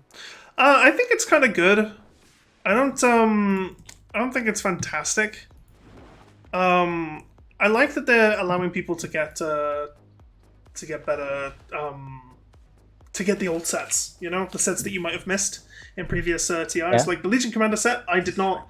I was in my break from Dota during TI8, and I missed a lot of the cool TI8 sets, which I'm annoyed about. But I think it's very cool that they're doing that, and I think they should do more of it. I think in future TIs they should have an old TI set or something like that. Yeah, it's based on the TI theme as well. Yeah. That's why it's like golden and black, and it's Yeah, not like the bad gold that they do with Immortals. Yeah, like, it doesn't look like extremely shiny. It's like a much more dulled Darkish gold. Yeah. Which looks much better. For sure. Like on certain heroes, it just looks insane because it has a different coloring. It's not only gold; it's got like some negative aspect to it as well. Like if you see the CM set, she has like whitish or I think black Yeah. hair. Mm-hmm. and like Queen has red hair. I'm not really a fan of that one, but the point is that there's like more changes to just gold. Yeah, yeah. Precisely, because Link's one they looks very insane, easily, yeah, they very easily could have taken Yeah. the easy way out and just slapped like gold paint on it. But I'm glad they Yeah. didn't, and they actually decided to design them nicely. Put Like, some that is- effort into it. yeah. Like It's good stuff. some trading going on between Lina and Witch Doctor here. Hero there, The yeah. Witch Doctor is not winning that raid. Stun. Already level 2 on the Ember Spirit. Very fast farming. Taking Oh, they away- changed roles actually in the offlane. Oh, Deceased now is playing 4, I and see. I see. LeBron is playing 3 this time. Okay, that's fair. I mean, if you have flexibility like that, you might as well use it. Yeah, it's probably because Deceased is a better Lina player or something. Yeah, it's very possible. LeBron may just have the preference on Dawnbreaker for sure. Yeah, like you say, Ember Spirit taking a decent amount of damage just from the fact that he's a melee hero into a range. Ogre Magi. Can't really get any kills on Ogre Magi in this lane, I feel like. Just too tanky. PL Yeah. though. I don't think he can die that easily, especially in the early game, because Ogre is like the strongest in laning stage, of course. For sure. Yeah, that's his one reason why it can be considered like as a good pick. Because a laning stage of Ogre is like one of those, like you have 7 armor, you have 680 HP, level 1. You can just go in and hit people. So those are one of the strengths of Ogres, definitely. He falls off more into the late game because of his item progression and his spells not being like nukes or something. Yeah. Oh, that's rude. He's okay as a 5, though I definitely don't like him as a 4. Yeah, I don't like him as the 4 either. I think Ogre 5 is the best way to play it. I also don't like building Midas on him. I feel like if you build Midas Yeah. on Ogre, you're... That's one of the things that I was Part of trying the to say, problem. like the item progression on Ogre Yeah. is kind of weird. I don't I like understand Midas. why they do it. Yeah, Yeah. yeah, I understand it. I just don't think, like, unless you're like super Yeah. far ahead and you're just rolling in kills. That's kind of the thing where you do with Philly, Yeah. but like worse because you actually spend money instead of gaining Yeah. money. Precisely. Precisely. But yeah, hopefully this won't be an Ogre Major that wishes Midas for... Yeah, For- this for the is not even a downside's good sake. Ogre game because Oracle just Yeah. purges off everything Ogre does. Yeah. One of the biggest strengths of Ogre in the mid to late game is his Ignite because Yeah. it just builds up on its own and then it does a lot of slow. Big, It does a lot of big damage on Lena here, actually. PL falling low as well. Lena is... Okay, PL's going to die, but Lena will probably go down to Maledict. Oh, it's on level 2. No, she fairy fired. The Fairy Fire, yeah, it's going to save her. 75 health. Gee whiz. Manages to get a kill on Phantom Lancer that easy, though. That's really, really nice. And uses the Effie-Laugh as well. Bonus BM. Bonus BM. Oh, the chains? Not enough though. Not enough. Not enough. Still has the water rune bottled in case Lunatic needs it. Never refuse gold given. Never refuse gold given. Top lane going relatively smooth at the moment. For the Radiant side. Interesting ward from the Dire here on in the middle lane. It doesn't really give that much on the side of Radiant's mid, so, but it only gives vision on the rune. Yeah. I don't like it as much because of that one aspect. You want to see Yeah, I'm not a massive the fan range either. creep. Yeah, Yeah, oh, hang it on. works for Radiant because Oh, it no. actually does give a little bit of vision. The Lionel actually going really far down, but not gonna die. That was close. That was actually kind of close. I thought that could have been a kill there, but just a little bit too damage. I still self-cast on the root there to kill him off. Oh, the Shrek denied the water rune. Smart stuff. Means that Ember can't get his He's the refill. one without one though.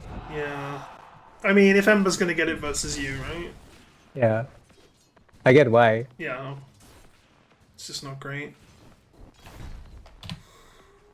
The last hits we can see that. Top lane is probably gonna get a kill soon. Yeah, They go on the now. Maledict plus the it's a Go very the aggressive damage top lane. though. Look, Immediately Peel. in. Yeah, this is level 2 Maledict now, so they might actually have a kill. Yep, Yeah. there it goes. Oh, nice. But it Oh, returns nice. kill. The fairy the fire? fairy? No, Oh, no, you're it's kidding me. One. Oh, one, sorry. But Oh, okay, mana just hit it. Witch Mana just Doctor. hit it. Oh no, that was Witch so Doctor was on Witch close. Doctor, Yeah. Witch Doctor was close. Yeah. Very, very Almost smart. hide the creeps, but Yeah, very smart TP there. Very smart TP. it's he doesn't have TP now though, so he has to walk all the way. Yeah, for sure. Walk a shame back to lane, but it happens. I Yeah. mean, it's that or you feed a PL kill. dying Right? though. That is just That's strong. massive. Dawn Well, Breaker he's and- down 2 deaths now. Yeah. A little bit of a trade happening on bottom. Celestial Legion- Hammer is just really strong now. Yeah, it's insane. Absolutely crazy spell. Look at this. This can alone clear Just an farms entire it. wave. Yeah, she just farms it. Yeah. Lena having a bit of a conversation with Leshrac here. Okay, Bottle has been refill the provided. bottle. Yeah. Nice. Yeah.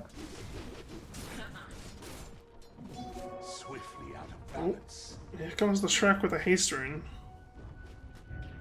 Oh, Possibly do anything here. He's Sneaky. Yeah. Got the Sneaky. tower. Got the tower. Very nice. Manages to get out as well. Ember Spirit not even trying to.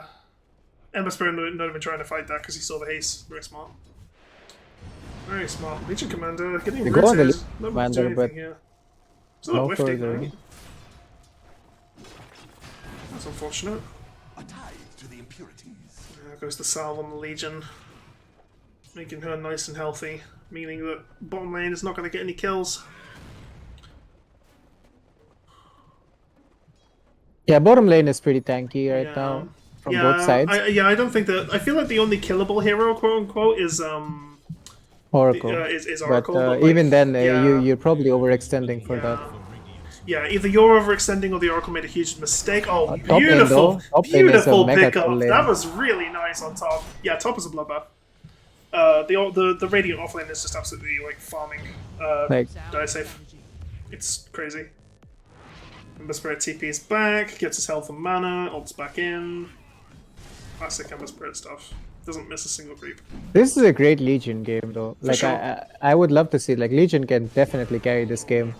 Yeah, you just if gotta be they you don't- just gotta be cautious about the Oracle to Yeah. save duels. Yeah, I mean, or You- like you have to roam ideally whatever want the- to. Yeah, ideally want to duel the Oracle. Yeah, and if you get out can of the if you fight. can duel the Oracle, great. Oh, Otherwise, you just beautiful don't item. want That's to. the item. Yeah, That is the item That to is win the the item. game with. yeah, For Legion, by the way. yeah. Keen No, it's- Optic. Yeah, 75 cast range along with yeah. along level with the- 10 yeah. 200 cast range from duel. I did Yeah. this yesterday and it is insane. Yeah, well, it's like the full, amount of it's casting to like get. it's like a 400 range ability then, right? It's Yeah. basically Fiend's Grip. Yeah. Yeah, It is baffling when I look at it and I'm like, wait, Yeah. what? it's You're basically from that it's much, really? basically an uninterruptible Fiend's Grip at that point. It's crazy. It's absolutely nuts. Yeah, And it's really useful early on when you don't have your blink yet because yeah. you have so much effect, you have so much cast range. You don't need to rely on the effective cast range of a blink trigger. Obviously, until you get like later in the game, in which case you would trade This Keen this Optic. talent alone is why Legion is viable, I believe. Like this talent has to be Yeah, nerfed she to is kind of gross actually right now. I will agree. Oh, here we go. Dawnbreaker possibly picking up yet another kill on top lane. Yeah, Deceased is there Doctor, poor too. Witch He's Doctor, saving man. the swipes. She doesn't even have Yeah, to hit okay. it. Doesn't The even have to swipe hit it, alone yeah. takes Ju- so just much hits, damage. just hits the one swipe. Yeah, Witch Doctor just has to be in lane to pick up the XP because Phantom Lancer has Yeah. very Poor guy just picked up his boots though. yeah. Oof. Yeah, I think Witch Doctor. This is the thing about Witch Doctor. As a 5, he's really squishy if he's not ahead. Like he can't do anything Yeah. much on his own, and he doesn't have the cast range. Which is why I would have Digrates. liked to see Witch Doctor as a 4 this game instead of Ogre. Yeah. Like I believe like Witch Doctor can definitely do much more Yeah. in that regard. But I guess they sure. valued lane Yeah, more. the thing about Ogre is he's so much harder to kill. You know, he's a much tankier body. Yeah, which is why I also, wanted to see him in I also maybe would have 5. preferred a 5 with more wave clearing capabilities.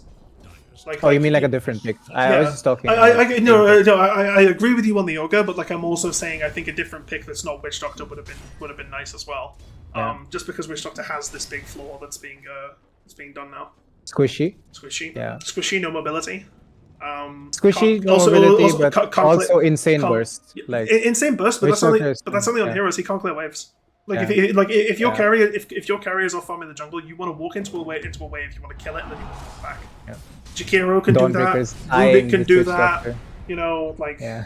all these different like other fives that you can pick. CM can do that as well. Like it's Yeah. you know, but Witch Doctor just can't. Yeah, I saw the eye on that. The Witch Doctor, nice manages to bounce it off the creeps. Misses the Maledict. The though. Maledict misses, though. Unfortunate. In comes Ember Spirit though. He's very very fast. He has a haste rune. Misses Oh the my god! chains, I though. can't believe he missed those chains. That's so unlucky.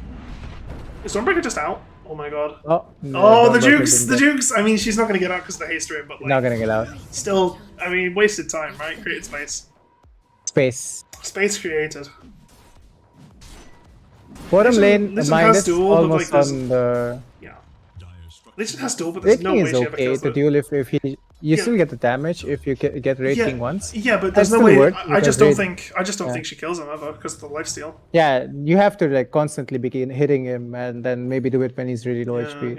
yeah. Unlikely that's gonna happen. But that's the thing, because if he gets because if he gets low, he Yeah. just stuns you and walks off, Yeah. and you can't. Yeah. Midas picked up on Raid King this game. This game is definitely a good Midas game because PL is not going to be a problem for a while. Yeah, for sure. They definitely lack burst with Legion, as I mentioned before, so Yeah, he can be a lot more free to play the game. Ember is having a not that great of a game. Oh, like Smoke. Leshak is definitely ahead.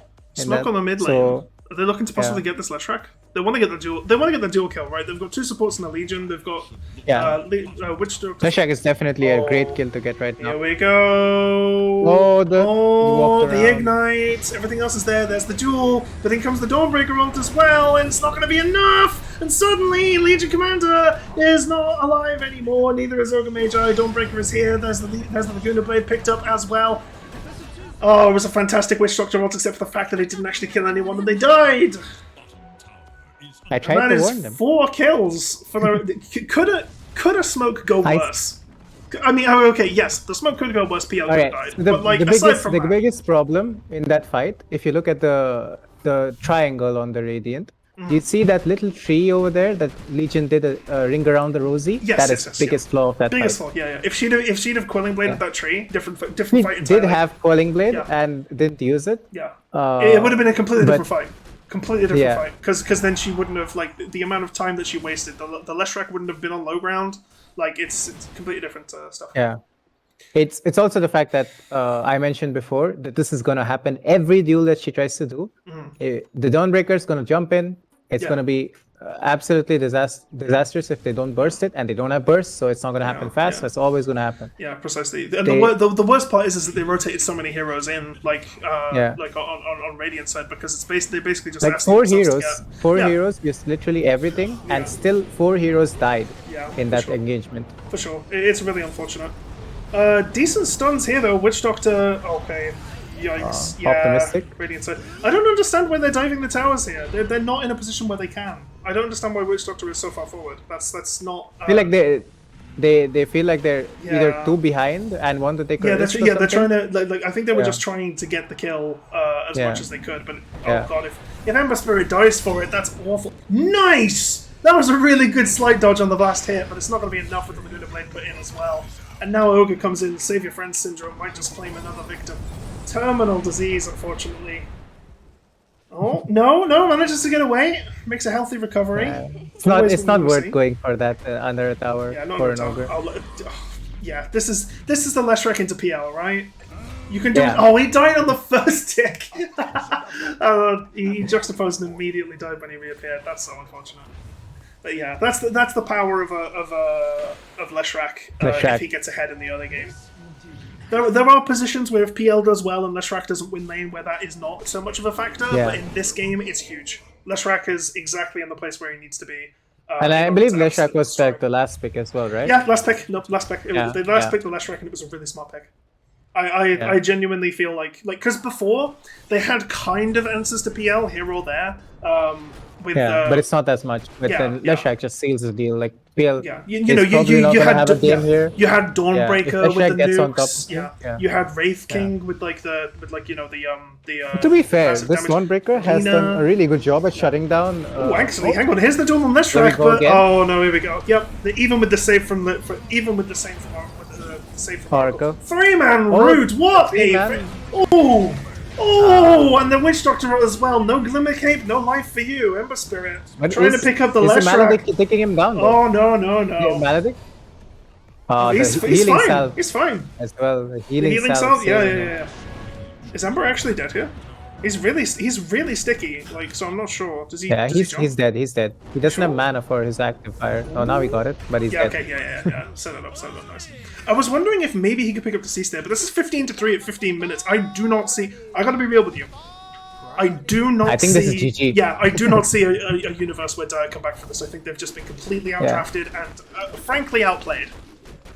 Like, We might have- I genuinely think that Dire have played better on every single rule. of this Do I game. make it interesting? Do I pull out the jinx? Yeah, right. Famous Well, trick. here's a big duel. I'm not going to be able to do anything with it, but does actually pick up the Lina with the burst from Ogre Magi. Maybe this It's is the already point that starting. turns. Yeah, maybe this is where the turn happens, right? Maybe Lina got cocky, and got a little bit too big for those rim Ironically, boots. the gold goes to Ogre. Yeah, I know, right? Well, it feels this Midas, right?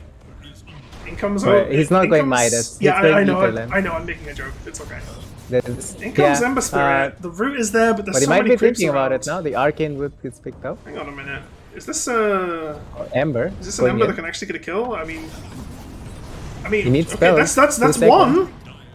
Ogre's doing it. I mean, yeah. Yeah, Ogre picks it up again. Report for KS. Oh, but in comes Leshrac. This is where you need to start Oh. backing out. This is where you need to start backing out. Ogre dies for his sins. Ogre dies He's for his doing it. sins. Everyone else gets out. Yeah. Okay. Cool. That's fine. He saved his Ember there. He did his He job. did. He did actually. If Ember died there, that would have been massive. But instead, the Ogre Magi dies instead. So if you look at the Ember net was being a worth- little bit Pepega in that fight. Not being able to kill. Ogre was like kill secured. Unfortunate, yeah. It is what it is, though. You know, a kill secure is definitely a thing. He has no. Yeah. He has no slight. I was wondering if it was worth Wraith King actually just throwing a stun at him there, but oh, in comes the Blink duel. Duel. Again, the Oracle up. Oracle's right there, and so is the Dawnbreaker. I really don't like these Blink Duels on the Legion. It's like she's not learning. It's like she's not learning. Nice kill on the Wraith King from Witch Doctor, but you know they lose both Witch Doctor and the everything else. Nice dodge on the LSA. Is Oracle dead? No, Oracle's fine. Okay, yeah, pick pull. Oracle is. Pog pull. Lina might be dead. Yeah, this is actually Okay. kind of rough. That's a, Oh, Is it? damn. And even Yo, Oracle. Ember Spirit! Yo, Ember Spirit! Going crazy right now. I still is 400 gold behind the Dawnbreaker and the Wraith King, but like, you know, And aside from, misclick sorry, on the misclick. It happens. It happens. No, was she talking about Silly. was she talking about the misclick Every click on single the game. was she talking about the misclick on the tip or the misclick on the duel? I'm thinking. Which duel? Thinking, yeah. Oh, okay. Oh no. Yeah, yeah. I just running down. Just walk at him. Just walk at him. Reduce him to his elements, Leshrac. Let's go with the Bloodstone too. With that spell lifesteal. Yo, care about a Maledict. Care about a Maledict. He feels fine. He feels Are completely you familiar with the Chronoptic energy meme? fine. Chronoptic Oh, energy. double Philly. Oh wow! The double Philly? I can only eat one Philly. It's like a cheesesteak, right? A Philly cheesesteak, like Yeah. the sandwich. Yeah. Yeah, it's really nice. It's cheese and steak. What more do you want out of a sandwich, right? Sorry to any vegans in Double chat. Philly though. Double Philly. This is the moment where either Ogre or Witch Doctor can pick that up and then have a comeback in this God, I'm game. hungry now. I'm hungry. And You're then talking about Phillies now. Oracle is- I'm hungry. I haven't eaten since like 10 a.m. I need to get some food after this. Yeah. I will probably. There's nowhere around me that does Philly cheesesteaks. You've absolutely destroyed me. Like, what am I gonna do? Go to Subway? No. But it is kind of a disadvantage for Radiant to have Philly, unless Oracle wants it, which is pretty good, I guess. But Lina Oh, definitely can't use it, I like, love because this, damage on Lina is really important. I love this Roche call. Putting Aegis on Leshrac and it's literally GG. Yeah, GG.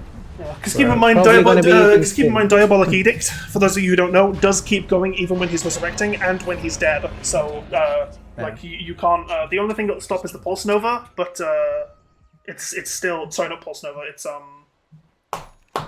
what's it called? Is it Pulse Nova? It is Pulse Nova. Nailed it. Yeah. Good job. It is also because Smoke broke. chronoptic energy bursts from one plane to the other, evaporating anything it touches. What? Okay. What is that? That's Diabolity Edict. That's what it is. That's Hang the on. name. Oh wow, it does. Chronoptic energy bursts from one plane to another, evaporating anything it touches. That is true, actually. That's very factual. It's actually true. Gotta hit him with that chronoptic energy. What does that mean? It's energy from the Chronos. That's true. That's true. And you can see it. That's why it's optic. Yeah. Oh, it's very smart. Very true. Yeah. I get it. Yeah. To be fair, you do have to have a relatively high IQ to understand and play Leshrac. Yes. Your one ability has to be there. The follow command. You that's just true. click. Yeah. You click R and then you Yeah. click follow command. Yeah. That's very. But the thing is you actually have to have a ridiculously high APM because while you're following them, Yeah. you have to type in chat their entire life story. You have to give them an autobiography of why you're killing them right now. Okay, calm down. You tell me to calm down, but this is the difference between a pro Leshrac. Okay, one of the strengths of Ogre though that it is bloodlusting towers. If towers are really strong in the game. Yeah, for sure. No, I like the Bloodlust on the tower. It definitely works well that's a with the- big stun from Leshrac, though. In comes the Dawnbreaker out as well. Witch Doctor, I barely knew her. Dead on the ground. Yeah, look at all this damage coming out from Lunatic. PL can't do anything, even with the pipe. Sorry, the Hood of Defiance as well. Just a really nice pickup, just not going to be enough. You know, lifesteal from it as well. The chronoptic energy is just too strong. Yeah, go ahead, kill him. Go ahead, kill him. Go ahead, kill him. Oh, you kill him. Doesn't even matter because he's not dead. He comes back. Legion And what does was he? just And what does so he have? lost What in does he have now? 6 seconds until he can unleash more chronoptic energy from one plane to another. Yeah, you're right. I like this one. I like this one. I like this meme. It's good. It's a very good meme. I like it a lot. Can you tell, chat? Can you tell? Oh, goodness me. Yeah, look at that win probability. Sheesh, 91% on... Or is it Vicarious? Vicarious was Esports, so that's lost it. in this. Yeah, Legion was so lost that fight. She was walking around in circles. Yeah. She saw that stun. She was like, "Oh my god, what's happening? Who do I deal with?" Yeah, who do I do? What do I do? Yeah, she has the tools in her hands. She's looking at the problem. She just doesn't know where to start. She was like, "Maybe I blade mail chronoptic energy," but she didn't realize that it's still Exactly, damage. It takes more damage. Exactly, you take more damage. It's not. Yeah, and it didn't work out, and she didn't get to use her duel or any other spell in the fight. I actually think it's good that she didn't duel in that fight. If she'd have dueled, she would have fed damage, like 100%.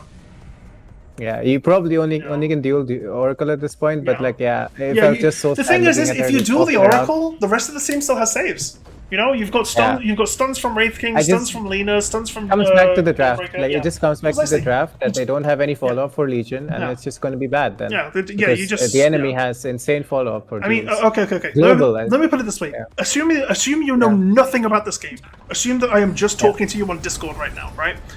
Lightstruck, I'm watching a game where it's 24 minutes and the enemy Legion commander has no dual damage. Okay. That's all I need to say. You already know the state of the game, right? You know. Okay. What I would say to you then is you have to start using duel as a stun. And not as for damage anymore, because that aspect is no longer going to be irrelevant. Yeah. You're not going to scale that much into the game based on that. If you do have nukes in your team, or if you lack stuns in your team, if you lack catch in your team, your main job right now is to live through the duration of that duel. And if that means you have to buy a Ghost Scepter, a Ghost Scepter and kill someone. But at the end of the day, it is still a stun, right? It's a disable. Hash in the chat talks about it as well. Hang on a second, one moment. We've got a team fight breaking out here. This might actually be something good for Dire. They have a decent engage, but it just seems like they can't actually kill anyone. Oracle keeping people alive really hard, and now PL is just dead. Like there's no funny business about it. PL got caught, PL got killed, and now they can push up the spot lane pretty easily. Ember Spirit was pushing it, but decides to TP out. And very smart stuff immediately to prevent him from getting Although this game is really not a good Ghost Scepter game because they have a Shrek. Yeah, for sure. In the sense of Well, see, so that's the thing. I would say okay, so she's a core. What's her build? Okay, let's take a look at Legion Commander real quick. Right now, what she needs to buy I don't is like her shard. Yeah, I don't like the irrelevant of irrelevant of everything else. It needs to be shard. She's going for BKB. I like the BKB play, but it's not going to be. The thing is it's 25 minutes. They're at high ground on 2 lanes. Like BKB, you can't farm it fast enough, right? Like ideally, you'd want the BKB and not the shard, but I feel like the shard just gives you an immediate response, and that's better. Because right now you're just a glorified support. Like you're stunned. You're playing 4 from the 3, right? Yes, exactly. It's not. No. So you have to play that role in full, which is, I would say, play like Seb, you know, because that's how Legion is played in OG. At least it was. Yeah. The way you gotta do is that you finish your Soul Ring or whatever, buy shard, and then just keep pressing your W on any hero you see in your team that gets stunned, or like your Abaddon but better. Yeah, exactly. Give BKB. Yeah, precisely. And then you hope for the best. That's all. Yeah, I think so. Yeah, PL just feels really bad as well. Just can't do anything. Would really work. You have the Scotty? That's so nice. That's so nice. Like you can have some small combo with the Witch Doctor ulting, and then you use Shard Legion. Look at that Dawnbreaker Axe. And get cancelled. Look at that Dawnbreaker Axe. That's so busted. I'm looking at it. I'm looking respectfully. Okay, Maledict. Yeah, it doesn't do enough. There's no damage follow-up. Yeah, the Witch Doctor buyback is nice, but they just can't seem to catch anything. Nice root on 2 heroes, but they can't follow up from it. PL running in with a very, very brave decision from Bula now. Gonna die. This has gotta be GG. Yeah, right? I don't think this goes any further. 27 minutes. Yeah, Wraith King's dead. I really don't know how they come back. I can't see it happening. I feel like they can just go for tier 4s here and there's no real issue with it. Because, like, yeah, they're the only person on the team who's low is Wraith King, and he still has his ult. And just to get his TP cancelled. Boss champ? Yeah, it's again like they have the creeps. Like, yeah, they're just gonna take mid. Yeah, you can't stop him. Into the stun. Look at the Shrap's farm. Like, oh, just misses the stun. Yo, the root. Okay, Lena might actually get. Yo, into the. Yo, she actually got a dual win. Ladies and gentlemen, stop the presses. This is not a drill. Scottle Samurai just got a dual win, and Leshrac died. Oh my god! Look at him! He's walking around in circles. He doesn't know what to do. He's losing his mind. He's like, oh my god! I didn't think this would happen. Wraith King. Oh, maybe another one. There's a lot of skeletons. No, she does. Yeah, she does. Yeah, immediate stun. Oh, nice save from the ogre. Manages to do it with the skeletons. No save. Here comes the Dawnbreaker ultimate. Radiance damage. If PL dies, it's GG. Yeah, PL needs to get out. Oh, but look, Dawnbreaker is in the backline. Oh, the magic damage shield. In comes the stun. Another stun. The Glimmer Cave. Yo, Red King's taking a lot of damage right now. He's dead. Oh my god. Red King actually throwing. The duel onto Dawnbreaker. 2 duels in a row? And the Oracle, the throws? Yep. Go long. Go long, finish stack. Go long. It's starting. Oh, no game is unwinnable. No game is unthrowable. My god. Look at that. Look at the win percentage. Yeah. I need to see that graph. Yeah. I mean, it's still very heavily in the favor of. It was 2%, and now it is 10%. Sorry, 11%. Yeah. I see it. Jesus. That was amazing. Right, finish stack is not going down that easily. That was amazing. That was good. Some fight. I mean, that was exactly what they needed, right? That's exactly what they needed. Exactly, the burst. Yeah. They need the burst. They need the burst, and they managed to finally get it. For all this time. They finally got it with the Ember Axe. Yeah. That was the biggest pickup. Oh, yeah. The duel in the trap. Another duel? Oh, this is maybe not a... Maybe not my... Oh, actually... Oh, but the Bloodstone. No, it's done. It's done. Look at that here. That's unfortunate. Oh, no. You hate to see that. Oh, no. Oh dear, oh dear. Oh no. and it gets thrown right the way back. Oh my goodness. Vicarious was like, to me, And then the finish deck was like, to you. And now it's just, a game of hot potato. If they did that in more conjunction, I feel like that could have been a kill on Leshak. And that then would have Just been needed problematic. more. More Legion synergy. went too fast. For sure. For sure, yeah. I feel like she was a little bit twitchy, like she just did it without waiting, no patience, just because. Yeah, it worked out the first 2 times. Yeah. It's just happened. yeah. Fool me once, shame on me. Fool me twice, shame on you. Fool me 3 times, then I don't know. You're not gonna do it. Why try? Stop. That's the saying, right? Ember with Omega shields. Omega shields, Fire yeah. shield coming. Yeah. Fire shield coming out from Ogre. What's your favorite Sonic shield? I like the Thunder shield personally because it gives you 2 jumps. You ever play Sonic? I have played Sonic, but I have not, you remember that? You remember that for a while. Oh, you never. You know the fire shield that you can get in Sonic. It's sorry, I'm not familiar with it. If you press jump. Cloak of Flames as well. Oh, that's nice. That's a big one. If you press jump while you're in the air, it does a little push forwards. With the fire shield. Unfortunately, you can't jump in Dota, so it doesn't have that functionality here when Ogre Magi casts it on you. But it would be cool. You can jump in Dota. do you Like jump Zeus can jump. Zeus can Twice, jump. Yeah, okay. Zeus Ogre wombo combo. That's true. I didn't think about that. Zeus can jump twice. One of it throws out electricity, and one of it just gives him a coin. Yeah, that's true. Actually, 4 times if you press refresher. Yeah, Tango can jump. Yeah. Tango is more like Sonic as well. Yeah. We call the strat 21 jump streak. Hey, all right. Moving on back to the game. We have Ember is split pushing, so he's got Tumblr's everything toy. fire Oh, thing. Candy on fire. Wow, that puts it up to 6 jumps with refresher. That's pog. Actually, does refresher work on taunts? No. I don't think so. Because it's not no, good. it doesn't. Yeah, I don't think so. Okay, so that's 5. Sorry, my bad. Oh, okay. Oh, Leshak's stun. That's a root. That's actually a really Another big root. stun. Oh, hang on. Validate There's a as lot of well. damage coming out here. He has Aegis though. Oh, okay, yeah, he has The heal is Aegis. coming out. I mean, yeah, and he also has Oracle ult as Dawnbreaker well. ults. Yeah, it's not. Laguna Blade dodged. Yeah. That's why I don't like the shard on Lina, because it means you can miss it. Oh, I thought it was dodged. My bad then. I thought it. Does Lina not have shard? She has shard. I just thought that somebody dodged it. She just missed. Yeah. Friendly. Yeah. It just misses. 25 on Leshak. The chronoptic Okay, this is energy. big. The chronoptic energy. It is absolutely searing forth from one plane to another and obliterating anything that Anything it touches.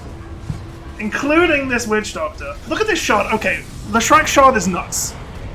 Look at these stuns. These massive stuns. Look, combined with the Wraith King slug, you actually can't walk out of it. My god, that's ridiculous. Legion right in there. Oh, with the dual win! Nice! Actually manages to take down the Lina. Very cool stuff. Is that a GG? Oh, the That is a chronoptic GG. energy. Yeah, they already called GG. Yeah, the chronoptic energy has ended this game and this series. Congratulations to Vicarious Esports, who will be taking home the 20 euros in Steam credit each, courtesy of Alliance. So thank you to them for sponsoring and partnering with the tournament. That was absolutely dominant. I think that was the least close game so far. Which is interesting because it's the finals. They right? really rolled them in the draft itself. Oh yeah. In the first 15 minutes. Well, okay, let's look at the graphs, right? Up to 30 minutes, they were literally just getting rolled. It was a nice little drop here, but then obviously the play with Legion Commander in the jungle happened, and then it just was more of the same. What is exciting is that we will be having an interview with them. Yeah, for sure. We will be. They're currently setting up for the women's interview now, so if you want to go ahead and do your thing, let's just go and talk to them. In this game, I believe that Leshak was uncontested. He was the last pick. For sure. Yeah. I mentioned many times that this was Legion's game to shine, but they just didn't have a great game on Legion or didn't have the burst enough. That was the draft problem, not really Legion's problem. Yeah, for sure. I knew for a fact from the draft that I called it that every time they're going to duel, they're going to use Dawnbreaker ult, they're going to use Oracle ult, or Leshak is going to TP in, and exactly what happened. Yeah. So I'm not really surprised that this game went so badly. I believe that the finished stack fail to recognize that that is not the way you win this game anymore. You have to do something different. And because of that, Vicarious could just do this, wait for them to come to us instead of going to them, and yeah, just snowballed from that position onwards. Yeah, for sure. For sure. No, it's definitely a good game. Definitely well played from all of them, and yeah, no, I'm excited to talk to them. Lystra, you want to go say hi to them and just make sure they're okay for us to join? Okay. Cool. Oh, what a game! That was really cool. Just gotta wait for Lystra to go and do that now. No, okay, now I just wait for the message to say that everything's okay. Boom, boom.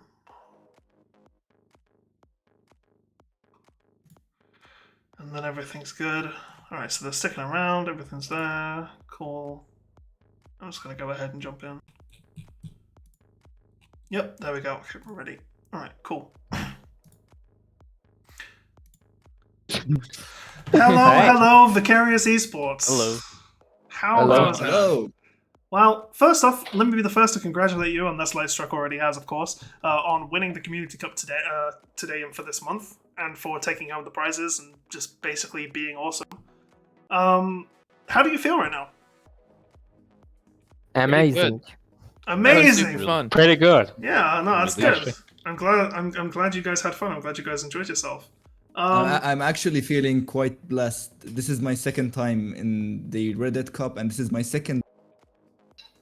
It's your second what, sorry? Yeah, same. This is my second time playing in the cup, and this is the second time I win the. Oh, So- okay, nice, Oh, nice. two-time winner. I'm getting lucky, I guess. Wow, wow, two-time. All right. Congratulations Yeah. to you guys. Can you give me a little bit insight on your esports organization? Is like a real thing, or like did you Yeah. just make it up? You mean the Vicarious Esports? Yeah, is it like Yeah. an actual team, or did you just call it that Yeah, it because is. it was a... No, it is actually my team. It is a Middle East based esports organization. We're trying to create tournaments in the Middle East for all our in general, trying to elevate the in Arab countries and try to create exposure for all ranks. It's let's say similar to how we try to get low rank players also to participate with high rank players to give them the boost of confidence they need. Huh. That's kind of cool. No, I like that idea. That's pretty sick. I'm very glad to... Oh, glad you guys won. That's that's pretty cool. I mean, obviously there's something going on with it, right? Yeah, I mean, wow, really good stuff. I would usually this is where I talk about the game where you won, but I feel like there's not really all too much to say. The draft was like amazing from you guys. Like there was never a point in the game where you weren't favored to win. Which is, always a good sign in the first place. But yeah, I believe you should thank Lunatic. He was a great captain. He did all the drafts. He was absolutely great. Yeah, that's fair. Lunatic pick, guys. I liked your Lena pick that flexed into 4. Like I think open Lena flex into 4 depending on the enemy draft is actually quite nice. Like I like that a lot. Yeah, That's smart. that's What did a you- trick I learned from watching the tournaments. Like they always open with like Wind Ranger, Lena. Yeah. People the who past, can mid. they- Yeah. Yeah, in the past they opened with Nature Prophet, but it's like irrelevant right now. So it's like Lena now. Yeah. Yeah, Not as I good. do believe Lena is really strong right now. Yeah. What did you think about the enemy draft? I want to hear what was the insight on how you felt. Do you feel really Yeah. confident going in, or did you feel like there's some problems that we need to deal with? Were you at all intimidated by the draft, or because I wasn't? To be honest, I can take this question. To be honest, I did a whole background research while we were waiting, Okay, that's fair. That's fair. just to see, and I was like plotting. Okay, so this guy likes to get this, so we were very confident because we had an overview of what's gonna happen. Mm-hmm. So Okay. we were just kind of during drafting. We were also planning what we should do and who we're going against. So it Yeah. just helped us to boost our motivation. Lanes weren't going good. It's okay. We motivated each other. We hit our power spikes. Everything just went really smoothly well. Oh, that's A nice. few mistakes. but it was good. We did notice quite a bit of coordination between this team as well. As we did follow you throughout the entire tournament, just with the way the brackets worked. So we watched you from game 1 all the way to game 3. And yeah, like while game 1 was a little bit shaky as it always is, and keep in mind game 1 was the one with all the pause shenanigans and stuff. By game 2, you guys were pretty well oiled, and by game 3, the synergy just felt natural. You know, the saves with the Oracle, the Dawnbreaker ult, whenever the duels came out, it was just, you know, there was never a missed beat, and it was really, really cool to see a team of people who, prior to this tournament, may not have known each other. Did any of you know each other previously? Nope. No. I didn't. This is our first time meeting. This is Exactly, and by game 3, you've got it all figured out, right? And it's all sorted, so that's really cool. Like I always love seeing that. It's one of my favorite things about this cup. So Be honest, Okay. I would say it's from the first game where that long pause we bonded really well. Yeah, yeah, I would say yeah, that. The yeah, long yeah. pause we bonded. We started with jokes, planning, getting to know each other, and Yeah. from there on, it was all really. And I nice. think Wow, even pause though we were stress. all outside our comfort zones, we were enjoying this. Like none of us actually played the role they are. I honestly never played off lane seriously, and our Oh. carry is also a position for. Yeah, no Yeah. way. But we ended up playing cores, so it was actually quite fun. It Oh, was that's good. thanks to Lunatic how he led the idea. Yeah, Go Lunatic should through with the take core the credit. gameplay. He was a great captain at this game. Oh, that's awesome. Well, it's always good to hear. So sometimes you hear the horror stories when it comes to these kinds of things of like the captain being like this, you know, person who, you know, oh, they're good at the game, but they're really stuck up, and like, you know, they're kind of like, you know, oh, you do this, you do that, and they can be kind of toxic. But it's really nice to hear that Lunatic is nice like that. Do you think this praise is well earned, Lunatic? Do you think it is all you, or do you think what would you say to that? No, I think it's actually on the players because they wanted to like really play Dota, and they were listening to my calls. Although sometimes we misplayed, but it's like they were motivating each other and me, like it's okay, it's fine, we win the next fight. Mm-hmm. We're still on the lead. Mm. We do it better, so yeah. That's good. Well, I'm glad that you all had fun. I'm sure you're all glad that you won. I think it's around about time that we say goodbye to everyone right now. So before I end the stream, do you, Vicarious Esports, winners of the October Cup, have anything you want to say to the stream? Try and keep it within TOS. We would like to actually thank you all very much for this one. I think I'm speaking for the gratitude that we are sharing. I'd like to thank everyone at the same time, because this would not have been possible without everyone's hard work. So I would like thank you all again, and I'd like to thank Alliance for their amazing sponsor. Yes. Yeah, gotta get the alliance. Gotta get the alliance back in there as well. No, I like it. I like it. If you ever want a job in production, you've got the key. You've got the skill set. I can tell. Thank you. Maybe I'll apply. You never know. Yeah, exactly. Right. Who knows? Today, yeah, it's crazy stuff. But yeah, thank you so much for your kind words. I'm sure the team will very much appreciate it. I'm sure the community will very much appreciate it, and I know for certain that that me and myself and Lightstruck also very much appreciate it. So thank you very much. That is all from us for now. Ladies and gentlemen of the stream, thank you so much for watching. Thank you to Alliance, obviously, as we previously said, for sponsoring the tournament, providing us with prizes. And also thank you to all the community organizers for setting up and making this tournament possible. We will see you next month for the next Reddit TI Cup, whatever we're calling it now. And until then, I hope you have a wonderful Watch month. TI. And let's go TI! It's TI in 5 days! That's awesome! That's 4 Pog! days now. Let's go! I'm just 4 waiting for days. my visa. Maybe I will go. Let's hope. Best wishes. See you all next time. Let's go, Bye-bye. go.